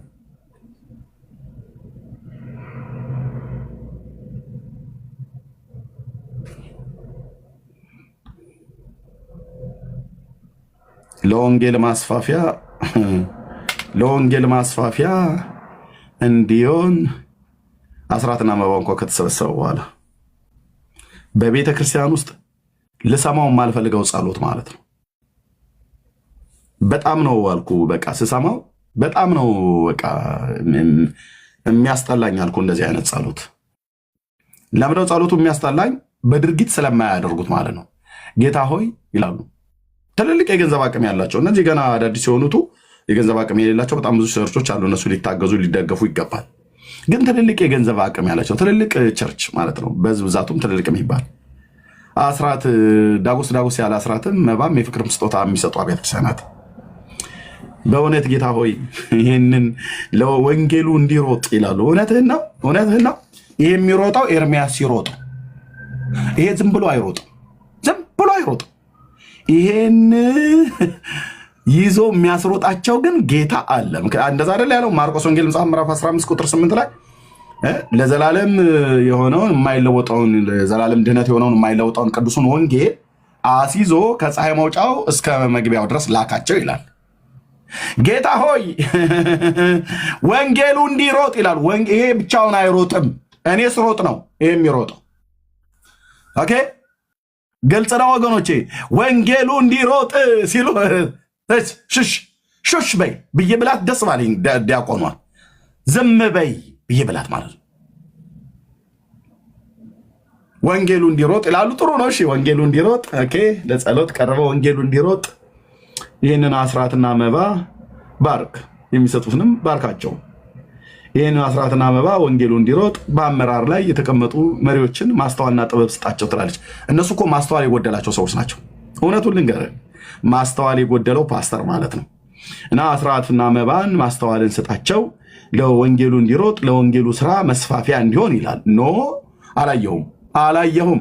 ደፈና 27 ዓመቴ አልፎ 28ኛው ልገባ አንድ ጴንጤ ከኢትዮጵያ ጉባኤ እግዚአብሔር 6 ኪሎ አጥቢያ ጀምሮ አንድ ጴንጤ ፊቴ ቆሞ ወንጌል እንዲሮጥ ምናምን ነገር ብሎ የሚለውን ተረታተረትን ታቆማለህ። እሱ እንዲሮጥ ወንጌሉ እንዲሮጥ ወንጌል ለሚሰብኩ ሰዎች የሚደግፉ በጣት የሚቆጠሩ ሰዎች ናቸው ያሉት። በጣም በጣት የሚቆጠሩ ማለት በጣት እዚህ ውስጥም ያላችሁ ማለት ነው። አሁን ግን እንዳልኩት ቅድም ጸሎት ጀምረን አሁን ጌታ መናገር ቢጀምር ናነሽ መቅደስ ያክስትሽ ልጅ ካናዳ አለች ብዬ ብጀምር በቃ ያኔ ጓዳ ጎርጓዳ የተነገረኝ በቃ ጌታ ሚስጥሬን ገለጠው። አንድ ነፍስ ግን የሚድንበትን ግን ሲደረግ ስለዚህ ወንጌሉ እንዲሮጥ አትበሉ። እሺ ወንጌሉ እንዲሮጥ ወንጌሉ ጌታ ያስሮጣው በማን በኩል ነው? ሐዋርያት ሥራ መጽሐፍ ምዕራፍ 13 ቁጥር 4 ላይ ሲጀምር ከቁጥር 1 ጀምሮ በአንጾኪያ ባለች ቤተክርስቲያን ነቢያትና መምህራን ነበሩ ይላል። ኒጌር የተባለው ስምዖን፣ የቀረናው ሉኪዮስ እና ጳውሎስና በርናባስ እነዚህ ሲጾሙ ሲጸልዩ ጌታ ለመረጥኳቸው ስራ ለዩልኝ ብሎ አለ በርናባስና ጳውሎስን። ከዛ ቁጥር 4 ላይ ያለችው ቃል በጣም ደስ ትለኛለች። እነርሱም በመንፈስ ቅዱስ ተልከው ወደ ሴሌውቅያ ያወረዱ ይላል። በማን? በመንፈስ ቅዱስ ተልከው ለምን ስራ? ለመረጥኳቸው ስራ ለዩልኝ። የበርናባስና የጳውሎስ ስራ ምን ነበር? ወንጌል ሰባኪነት።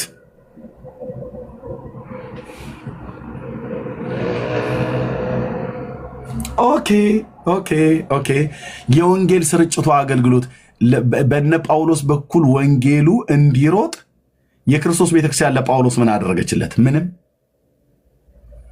ታዲያ ኤርሚያስ ያንተ ምን ይገርማል? አይገርምም። እህታችን የሚቢ እንዳለችው ምን ይገርማል? አይገርምም። ለጳውሎስ ምን አደረገችለት የክርስቶስ ቤተክርስቲያን? ምንም። ምን ሰጠችው? ምንም። እሱ ይራብ ነበር አይደል? አዎ። የክርስቶስ ቤተክርስቲያን ቆሮንቶስ ይጠግቡ ነበር። እነ ጳውሎስ ረሃብተኞች ናቸው፣ የቆሮንቶስ ቸርች ጥጋበኞች ናቸው።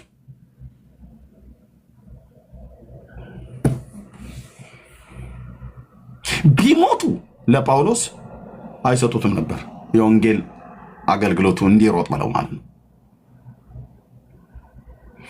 በጠኔ ከምሞት ብሎ ነው ድንኳን ወደ መስፋት የገባው። በእጅ ነበር ድንኳኑ የሚሰፋ ያኔ።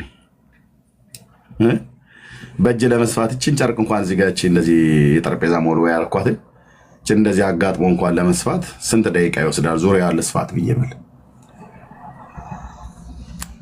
መርፌ በመርፌኛ ልብስ እንሰፋ ስለነበር ከገጠር ስንት ጊዜ ያቀነስ። ጳውሎስ ታያል እጁ ብልስ ብሎ እዚህ ጋር ያኔ በመኪና አልነበረ የሚሰፋ የነበረው። ድንኳን ደግሞ የሰው መኖሪያ ነው። ሸራ ነበር እየሰፉ ማለት ነው። ከጨርቅም ቢሆን ሸራ እንኳን የሚባለው ነገር ባይኖርም ከጨርቅ ድንኳን።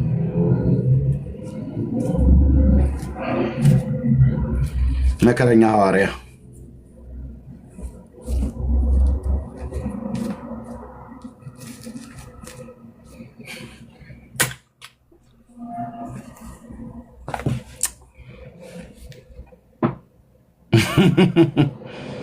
እኔ አደራ በጌታ ነገሩ እዚህም እንደዚህም ብሎ የሚጸልይ የለም። የሚጸልይ ብሎ ብሎክ ነው የማደርገው። ይሄ ወንጌሉ እንዲሮጥ ጌታ ሆይ ይህንን ገንዘብ ምናምን ብለህ ብትል ጌታ ኢየሱስ ምስክሬ ነው። የቱን የሚያህል ዘመን ለወቃችሁ ብሎክ አድርጌ ነው ከዚህ ከገስት ላይ የማስወጣችሁ። በቃ እዛው ሄዳችሁ እዛው ቸርች ተፎጋገሩ። ወንጌል እንዲሮጥ ትኛለሽ እንዴ?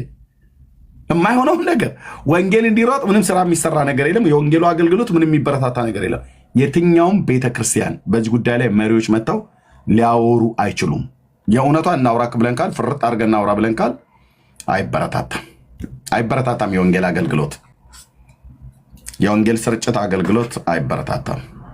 መበረታታት ያለበት የወንጌል ስርጭት አገልግሎት ነው። ለቤተ ክርስቲያን ለእኛ በተለይ ለእኛ ለወንጌላውያን አማኞች ትልቁ የአገልግሎት ትልቅና ትንሽ አለው እያልኩ አይደለም። እያንዳንዱ የአገልግሎት ዘርፍ ያስፈልገናል። የጸሎቱም ቲም በጸሎት ህብረት የአገልግሎት ዘርፍ ማለት ነው። የእናቶችም የእህቶችም የወጣቶችም የተባለው የትኛውም የነቢያትም የሐዋርያትም የወንጌል ስርጭትም የተባለው በሙሉ ማለት ነው። ግን ቤተክርስቲያን እያደገች እያሸነፈች እየበለጠች የምትመጣው በምንድን ነው? በወንጌል ሰበካ ነው። በወንጌል ሰበካ ኦኬ። የወንጌል ሰበካው ደግሞ የምስራቹ ቃል ኢየሱስ ጌታ ነው፣ ኢየሱስ ያድናል። አንድ ቴክስት አንዲት እህት ላከችልኝ። የኦርቶዶክሳውያኑ ትልቁ ልፋታቸው ምን እንደሆነ ታውቃላችሁ? አንድ ቴክስት ላከችልኝ። ቆይ ወንድም አለምዬ አንዴ ስማኝማ ስልህ ስማኝማ በመድኃኔዓለም በባለፈው የሆነ ነገር ሲባል ቴንኪው እህቴ መሰረት ከአሜሪካ ሀገር ስለላክሽልኝ ይህንን ሜሴጅ። አንዱ ቀበሮ ምን ብሎ እንደጻፈ ይልኝ፣ ኦርቶዶክሳዊ ቀበሮ የወንጌል ጠላት ስለሆነ ማለት ነው ቀበሮ ብዬ አልኩትኝ። ምን እንደጻፈ ይልኝ።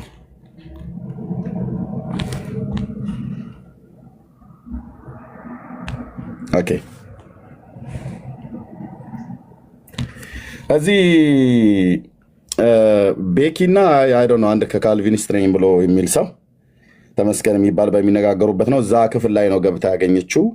በመጀመሪያ ሜሴጁን ስትልክልኝ የትኛው ፔጅ ላይ ነው እንደዚህ የጻፈው ብዬ አልኳት ማለት ነው። ቆይ መጀመሪያ የላከችልኝ ሜሴጅ ላይ ላሰማችሁ ላሳያችሁ። ኦኬ ሶሪ።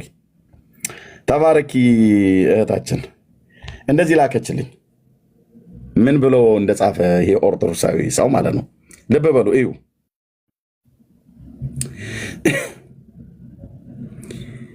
ይህ ዘመን ይመጣ ዘንድ ስንት ሌሊቶች ቁጭ ብለን አደርን አለ።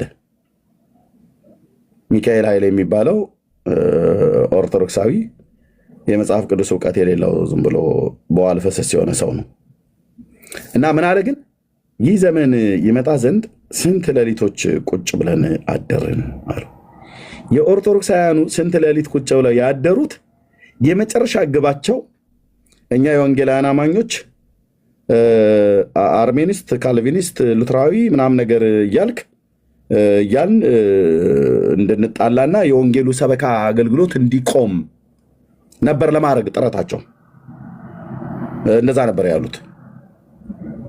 እና እዚህ ክፍል ላይ ይሄንን የጻፈው ሰው የየትኛው ቪዲዮ ላይ ነው የጻፈው ብዬ ስላት ጌታ ይባርካት ጄት ይሄን ቪዲዮ ላከችልኝ። ከዛ በዚህ ክፍል ላይ ነው ይሄንን የጻፈው። በካልቪኒስት እና አርሜኒያን ወይ ደግሞ ሉትራውያን ተብሎ በሚባለው ክፍል ላይ ገብቶ ቴክስት ማነው ኮሜንት ከጻፈበት ውስጥ ይኸውላችሁ። ቆይ ወንድም አለ ያው የቀድሞ ኮሜንት ማለት ነው። ይኸውላችሁ ይህ ዘመን ይመጣ ዘንድ ስንት ሌሊቶች ቁጭ ብለን አደርን አለ ኦርቶዶክሳዊ ወንድም። ምን ማለት ነው? በቃ አሁን ካልቪኒስትና ሉትራዊ እያላችሁ እየተጨቃጨቃችሁ ነውና በዚህ መካከል የወንጌል ሰበካውን አስጥለናችኋልና ይሄ እንዲመጣ ነበር ምኞታችን። አሁን በጣም አርፈናል፣ ተረጋግተናል፣ ያለ ስጋታም ተቀምጠናል። ምክንያቱስ ጴንጤ ወንጌሉን መስበኩን አቁሟል። ምን እያለ ነው? ሉተር እያለ ነው። ምን እያለ ነው? ካልቪን እያለ ነው። ምን እያለ ነው? ዝዊንግሊን እያለ ነው። ምን ማለታቸውን አስጣልናቸው? ኢየሱስ ማለታቸውን አስጣልናቸው። ይሄ ደግሞ እንዲመጣ ብዙ ዘመን ሰርተን ነበር አሉ። ሰይጣን የሚፈልገውም ይሄንን ነው። የእሱም ግብረአበሮች እንደነዚህ አይነት ሰዎቹ የሰይጣን ግብረአበሮቹ ምን የሚለውን ስም እንድንተው ነው የሚፈልጉት። ኢየሱስ ጌታ ነው፣ ኢየሱስ ያድናል፣ ኢየሱስ ሕይወት ነው ብሎ የሚለው ያስትልህና ዝዊንግሊን፣ ሉተር፣ ካልቪኒስት፣ አርሜኒስት ምናምን ነገር ብሎ ወደሚል ወደ ተናቀ እርካሽ ወደሆነ ሕይወት ውስጥ ያወርዳል ማለት ነው። ቤተክርስቲያን ሉተር ስትል አይደለም ጉልበቷ የሚጨምረው። ካልቪን ስትል አይደለም ጉልበቷ የሚጨምረው። አርሜኒ ብላ ስትል አይደለም ጉልበቷ የሚጨምረው፣ ኃይሏ የሚታድሰው። ትውልድን እግዚአብሔር ምርኮ የሚሰጣት ሉተር ስላልክ አይደለም። እግዚአብሔር ትውልዱን የሚያድነው ኢየሱስ የእግዚአብሔር ልጅ ያድናል፣ ኢየሱስ የእግዚአብሔር ልጅ ጌታ ነው፣ ሕይወት ሰጪ ነው፣ ኑ ወደ እርሱ ብለን ስንሰብክ ነው ማለት ነው። አየው፣ እነሱ ብዙ ሌሊት ቁጭ ብለው ያደሩቱ አየው፣ ብዙ ይህ ዘመን ይመጣ ዘንድ ስንት ሌሊቶች ቁጭ ብለን አደርን አለ። አየኸው፣ እንዲህ የሚለው ጋር ሲመጣ ማለት ነው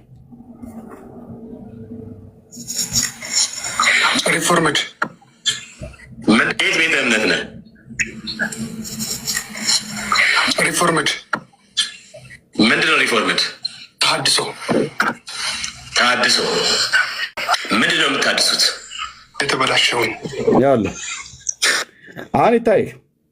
ስራ ያጣ መነኩሴ ቆቡን ቀዶ ይሰፋል እንደሚባል ሰይጣን እንደዚህ የቤት ስራ ሰጠን ብሎ የሰይጣን ማህበሮች ስንት ሌሊት ቁጭ አልን አሉ። ኦርቶዶክሳውያን እዚህ ቁጭ አሉቱ እኛ ኢየሱስ ጌታ ነው፣ ኢየሱስ ያድናል፣ ኢየሱስ ሕይወት ነው ብሎ የሚለውን ቃል መስበክን ትተን እርስ በርስ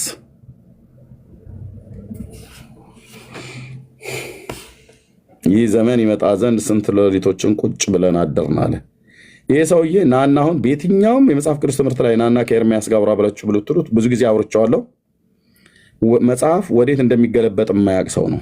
መጨረሻ ላይ ከኔ ጋር ተሟግቶ አንተ አንድ ቀን ትመጣና የኦርቶዶክስ ቆንጆ ሰባኪ ነው የምትሆነው፣ የዛን ቀን በምትመጣ ሰዓት ላይ በሬ ያርዳለሁ ብሎ ያለኝ ሰውዬ ነው። ሲያምር ይቀራል ወንድም አለ።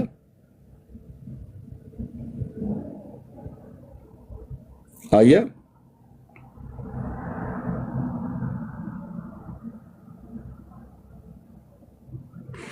እዚህ ያላችሁ ሰዎች መቅደስ ተነስታ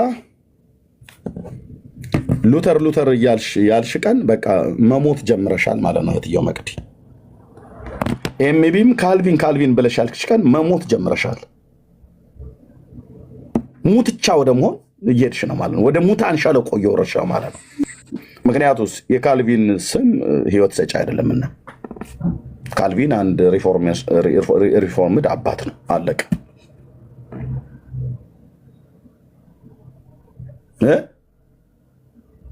ዝዊንግሊን ያልኩ ቀን በቃ መሞት ጀምሬያለሁ ማለት ነው።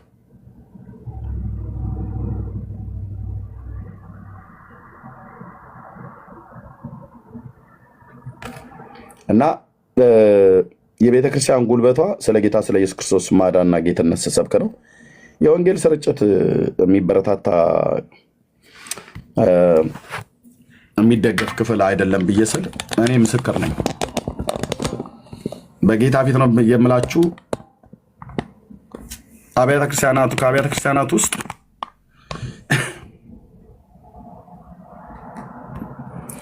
እንደዚህ ብዬ ልጠይቅ እስኪ። በአብያተ ክርስቲያናት ደረጃ የወንጌል ስርጭት፣ የጀማ ስብከት፣ የአደባባይ ስብከቶች፣ የወንጌል ስርጭት ኮንፈረንስ በትልልቅ ቦታዎች ላይ መካነ ኢየሱስ ስታዘጋጅ አይታችሁ ታውቃላችሁ? ጻፉልኝ። እያንዳንዱን እንጠራለን። አብያተ ክርስቲያናት ጻፉልኝ ከታች የወንጌል አማኞች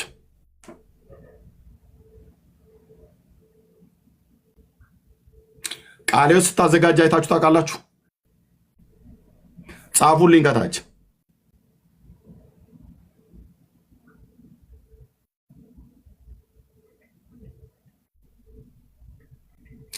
ጻፉልኝ። ዝም ብላችሁ እናንተ ብታውቁትም ብቻ ጻፉ። ሕይወት ብርሃን ቤተክርስቲያን ስታዘጋጅ አይታችሁ ታውቃላችሁ? እኔ እነግርሃለሁ፣ አንተ ጻፍልኝ ከታች። እናንተ ምስክሮች ትሆናላችሁ። የአደባባይ የወንጌል ስርጭት ኮንፈረንሶች፣ ትልልቅ ክሩሴድ ተዘጋጅተው ማለት ነው።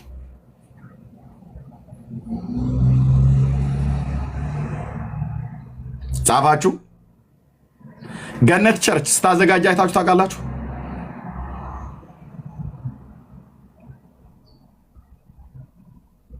እንዴ ጻፉ እንጂ ወገኖቼ። አንዳንዶቻችሁ ከዛ ቸርች ስለሆናችሁ ማለት ጻፉ።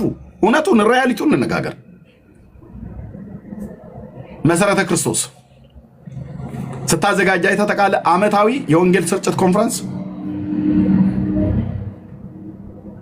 ወንጌልን ላልሰሙት እንዲሰሙ ማለት ነው። ሚሽነሪዎችን በየቸርች አንዳንድ የሚልኩትን አይደለም ያልኩ፣ እንደ ቤተክርስቲያን፣ እንደ ተቋም፣ እንደ ህብረት የክርስቶስን ቤተክርስቲያን ይዘው ወጥተው የጀማ ስብከቶች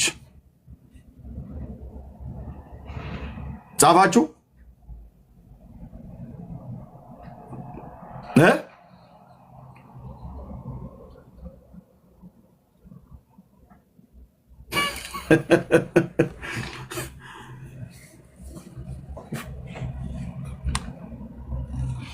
እነዚህ አብያተ ክርስቲያናት ብቻ አይደሉም፣ ሌሎችም ሁሉ ጭምር ማለት ነው።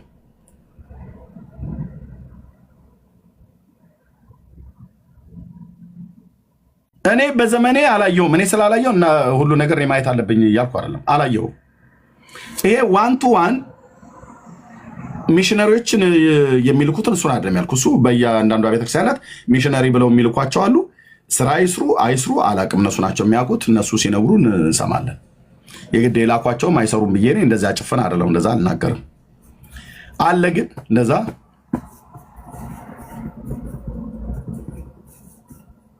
ገንዘብ ስለሌላቸው ነው ይህን የማያደርጉት።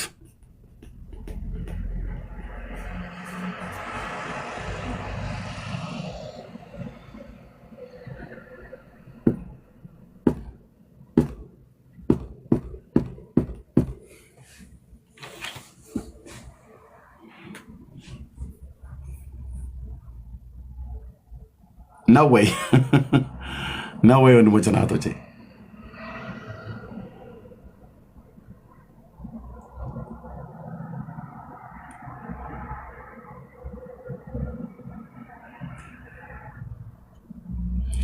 ከአንዳንዶቹ ቤተክርስቲያን ውስጥ እኮ ያሉ ሰዎች ናቸው ወንጌልን መስበክ ብላስፌሚ ነው እያሉ የሚነግሩ። ግለሰቦቹ እንደዚህ ብለው ካሉ እኔ ቤተክርስቲያኒቱንም እጠረጥራለሁ ነው ያልኩት። መጠርጠር መብቴ ነው። ሰብሪ ማማሽ ወይ መጠርጠር መብቴ ነው።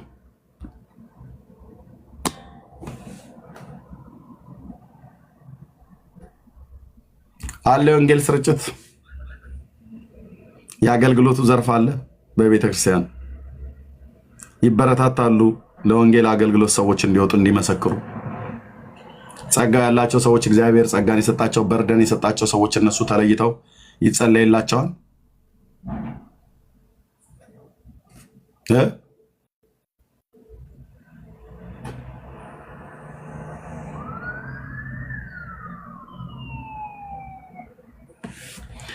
ለዚህ ነው የወንጌል ሰበካ እኛ ጋር በእርግጥ እንደ ቤተክርስቲያን ማለት ነው። እንደ ቤተክርስቲያን ኦርቶዶክስ ቤተክርስቲያን ብላ ራሷን ትጠራለች።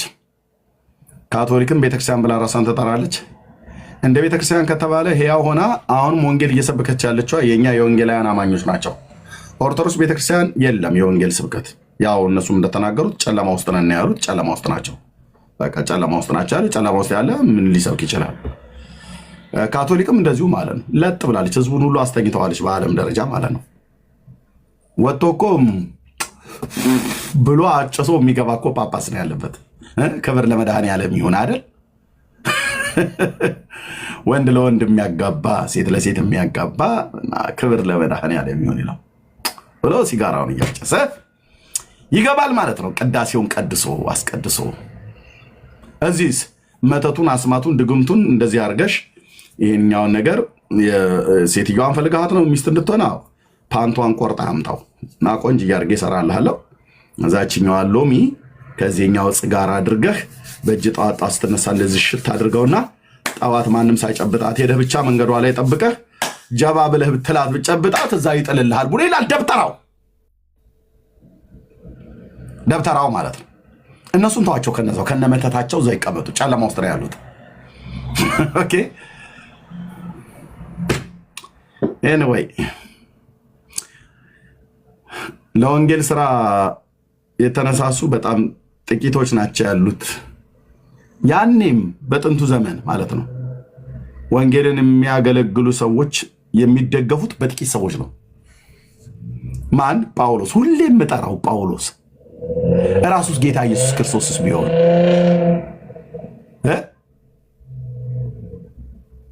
እንደተናገረው በኢሳይያስ ትንቢት መጽሐፍ ላይ የጌታ መንፈስ በእኔ ላይ ነው፣ ለድሆች የምስራችን ሰብክ ዘንድ ቀብቶኛል አይደል ብሎ ያለው ጌታ። አዎ የተቀባውን የአብን ልጅ ኢየሱስን በገንዘባቸው ያገዙ ከቤተ መቅደሱ ከሚገባው አስራትና የፍቅር ስጦታ መባ ከሚባለው ይሰጠው ነበረ በጌታ። እስኪ ይህንን በእውነት ይሄ ከዚህ ከገሊላ ናዝሬት የወጣው ኢየሱስ የሚባለው ሰው በሰውነቱ እንኳን ብቻ ተረድተው መልካም እያደረገ ነው፣ በሽተኞችንም የፈወሰ ነው፣ የዕውራንንም ዓይን ያበራል፣ እውነት መሆኑ ሰምተናል። እና ከዚህ ከቤተ መቅደሱ የገባውን አስራት በእግዚአብሔር መንግስት ላይ እየሰራ ትውልድን እየፈወሰ ስለሆነ ያለው እንላክለት ብለው አንድ ቀንም አላኩለትም። ከቤተ መቅደሱ ከሚገባ አስራቱ እንዳለ ይገባል። አስራቱን ወደ ጎተራ ያግቡ ብሏል፣ መብል እንዲሆን ብሏል ይላል። የሚበሉት ግን እነሱ ናቸው፣ ያውም ስራ ሳይሰው። ለጌታ ለኢየሱስ ክርስቶስ አንድ ቀን ከቤተ መቅደስ ከሚሰበሰብለት ተልኮለት አያውቅም ገንዘብ። ይረዱት የነበሩቱ ጥቂት የገሊላና የኢየሩሳሌም ሴቶች ናቸው። አያሳዝንም? አያሳዝንም? ወይ ወንድሞች እናቶች፣ ጌታ ኢየሱስን በገንዘባቸው ያገለግሉ የነበሩት ጥቂት የገሊላ ሴቶችና የኢየሩሳሌም ሴቶች በገንዘባቸው ያገለግሉት የነበረው ለእግዚአብሔር ቤት ለጌታ ቤት ነው ተብሎ የሚቀርበው መባና አስራት ላይ ይሰጡት ነበር ለጌታ፣ ይልኩለት ነበር ለጌታ። በፍጹም በፍጹም በፍጹም። ጳውሎስን በቆሮንቶስ ቤተክርስቲያን ከሚሰበሰበው አስራት ይሰጡት ነበር? አይሰጡትም። ስላልሰጡት ነው የሚያበራየውን በሬ አፉን አትሰሩት ተብሏል ብሎ እሱን ሲያስርቡት ይህን ጥቅስ ጠቀሳ። ምን ያደርግ? ጥቅሱም የተጠቀሰው በዚህ ምክንያት ነው። አስራቡት ጳውሎስን ማለት ነው። ግን ቸርችም ትላለች የቆሮንቶስ የወንጌሉ ስራ እንዲሮጥ መባና አስራቱን ወደ ጎተራ ያግቡ ብሏል ጌታ፣ እንዲሮጥ ትላለች። ሯጩን ግን በገንዘብ ገጥተው አስረውታል፣ ጳውሎስን ማለት ነው። ከኢየሩሳሌም እስከ ኤልዋሪቆ የሚሮጠውን ሐዋርያ በገንዘብ ማጣት ቁጭ ብሎ ድንኳን ይሰፋ ነበር። የክርስቶስ ቤተክርስቲያን ኢየሩሳሌም ላይ ግን አስራት ትሰበስባለች።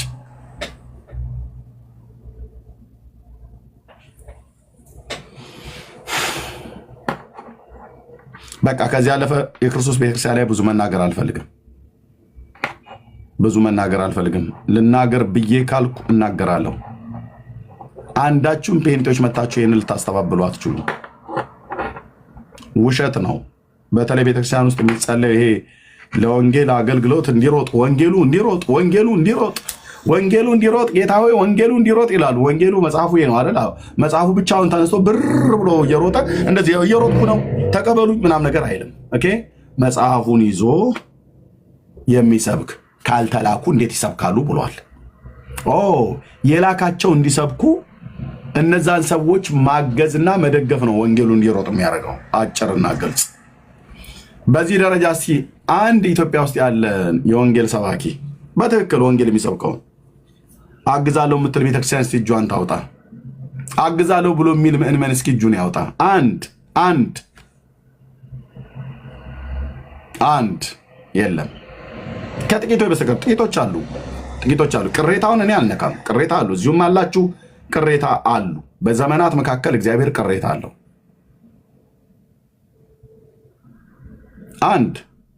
እኔ አሁን የዚህን ዓለም ባለጠግነት እግዚአብሔር ገንዘብ ቢሰጠኝ እውነቴን ብዬ የምላችሁ በአውስትራሊያ፣ በአሜሪካ፣ በታላላቅ ስቴቶች ማለት ነው፣ በካናዳ፣ በአውሮፓ፣ በአፍሪካ ውስጥ ሁሉ ጭምር ትልልቅ የወንጌል ክሩሴዶችን ማዘጋጀት እችል ነበር።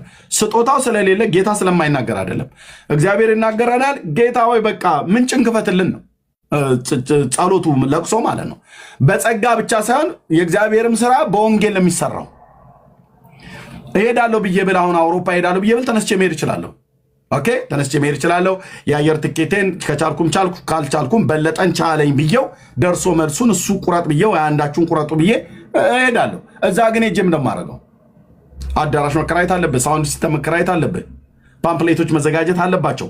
እኔ ብቻ ሳይሆን ሌሎችም አገልጋዮች ሁሉ ጭምር መሄድ አለባቸው። ከቦታዎች ሁሉ ጭምር ዓመታዊ ኮንፈረንስ በተዘጋጀበት እንደዚ አይነት ትልልቅ ባለፈው አስበን ነበረ ከነ ወንድማችን ሀሳብ ነበረን ከወንድማችን ከትዝታውና ከሌሎችም አገልጋዮች ጋር ሁሉ ጭምር ማለት ነው።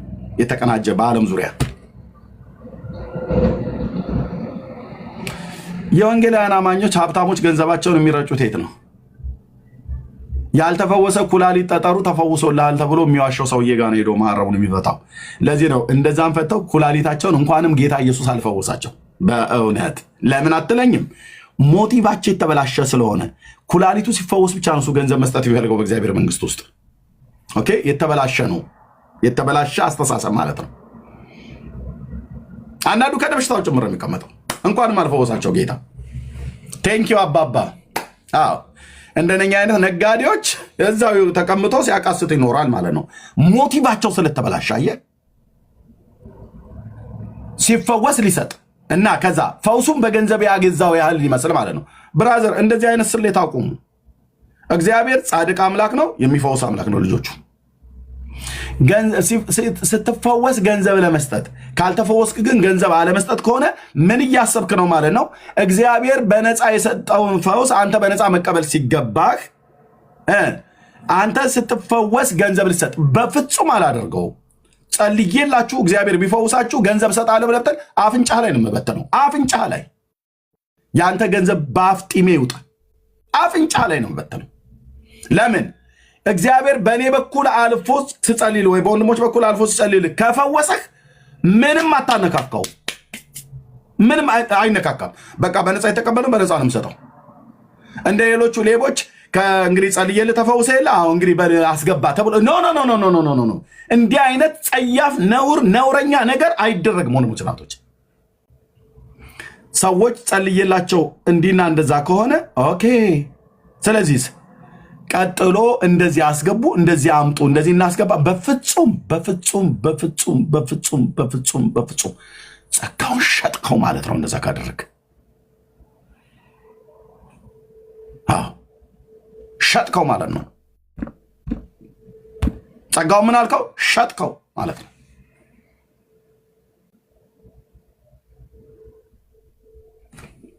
ምን ይላቸዋል? እንደዛ እንደውም እንደዚህ ያሉ ከተፈወሱ በኋላ እንዴ ለሆስፒታል ሲሆን ቢሆን ስንት ነገር ታወጡ ነበር። ምን አገባህ? ለሆስፒታል የፈለጉትን 3 ሚሊዮን እንኳን ቢያወጡ አንተ ለሆስፒታል ቢሆን ይህን አልታወጡ ነበር። እኔ ግን ጸልዬላችሁ ፈውሼላችሁ እንኳን 1 ሚሊዮን ብር በፍጹም እንዳሰጡት እንዳሰጡት ይሄ ነውረኛ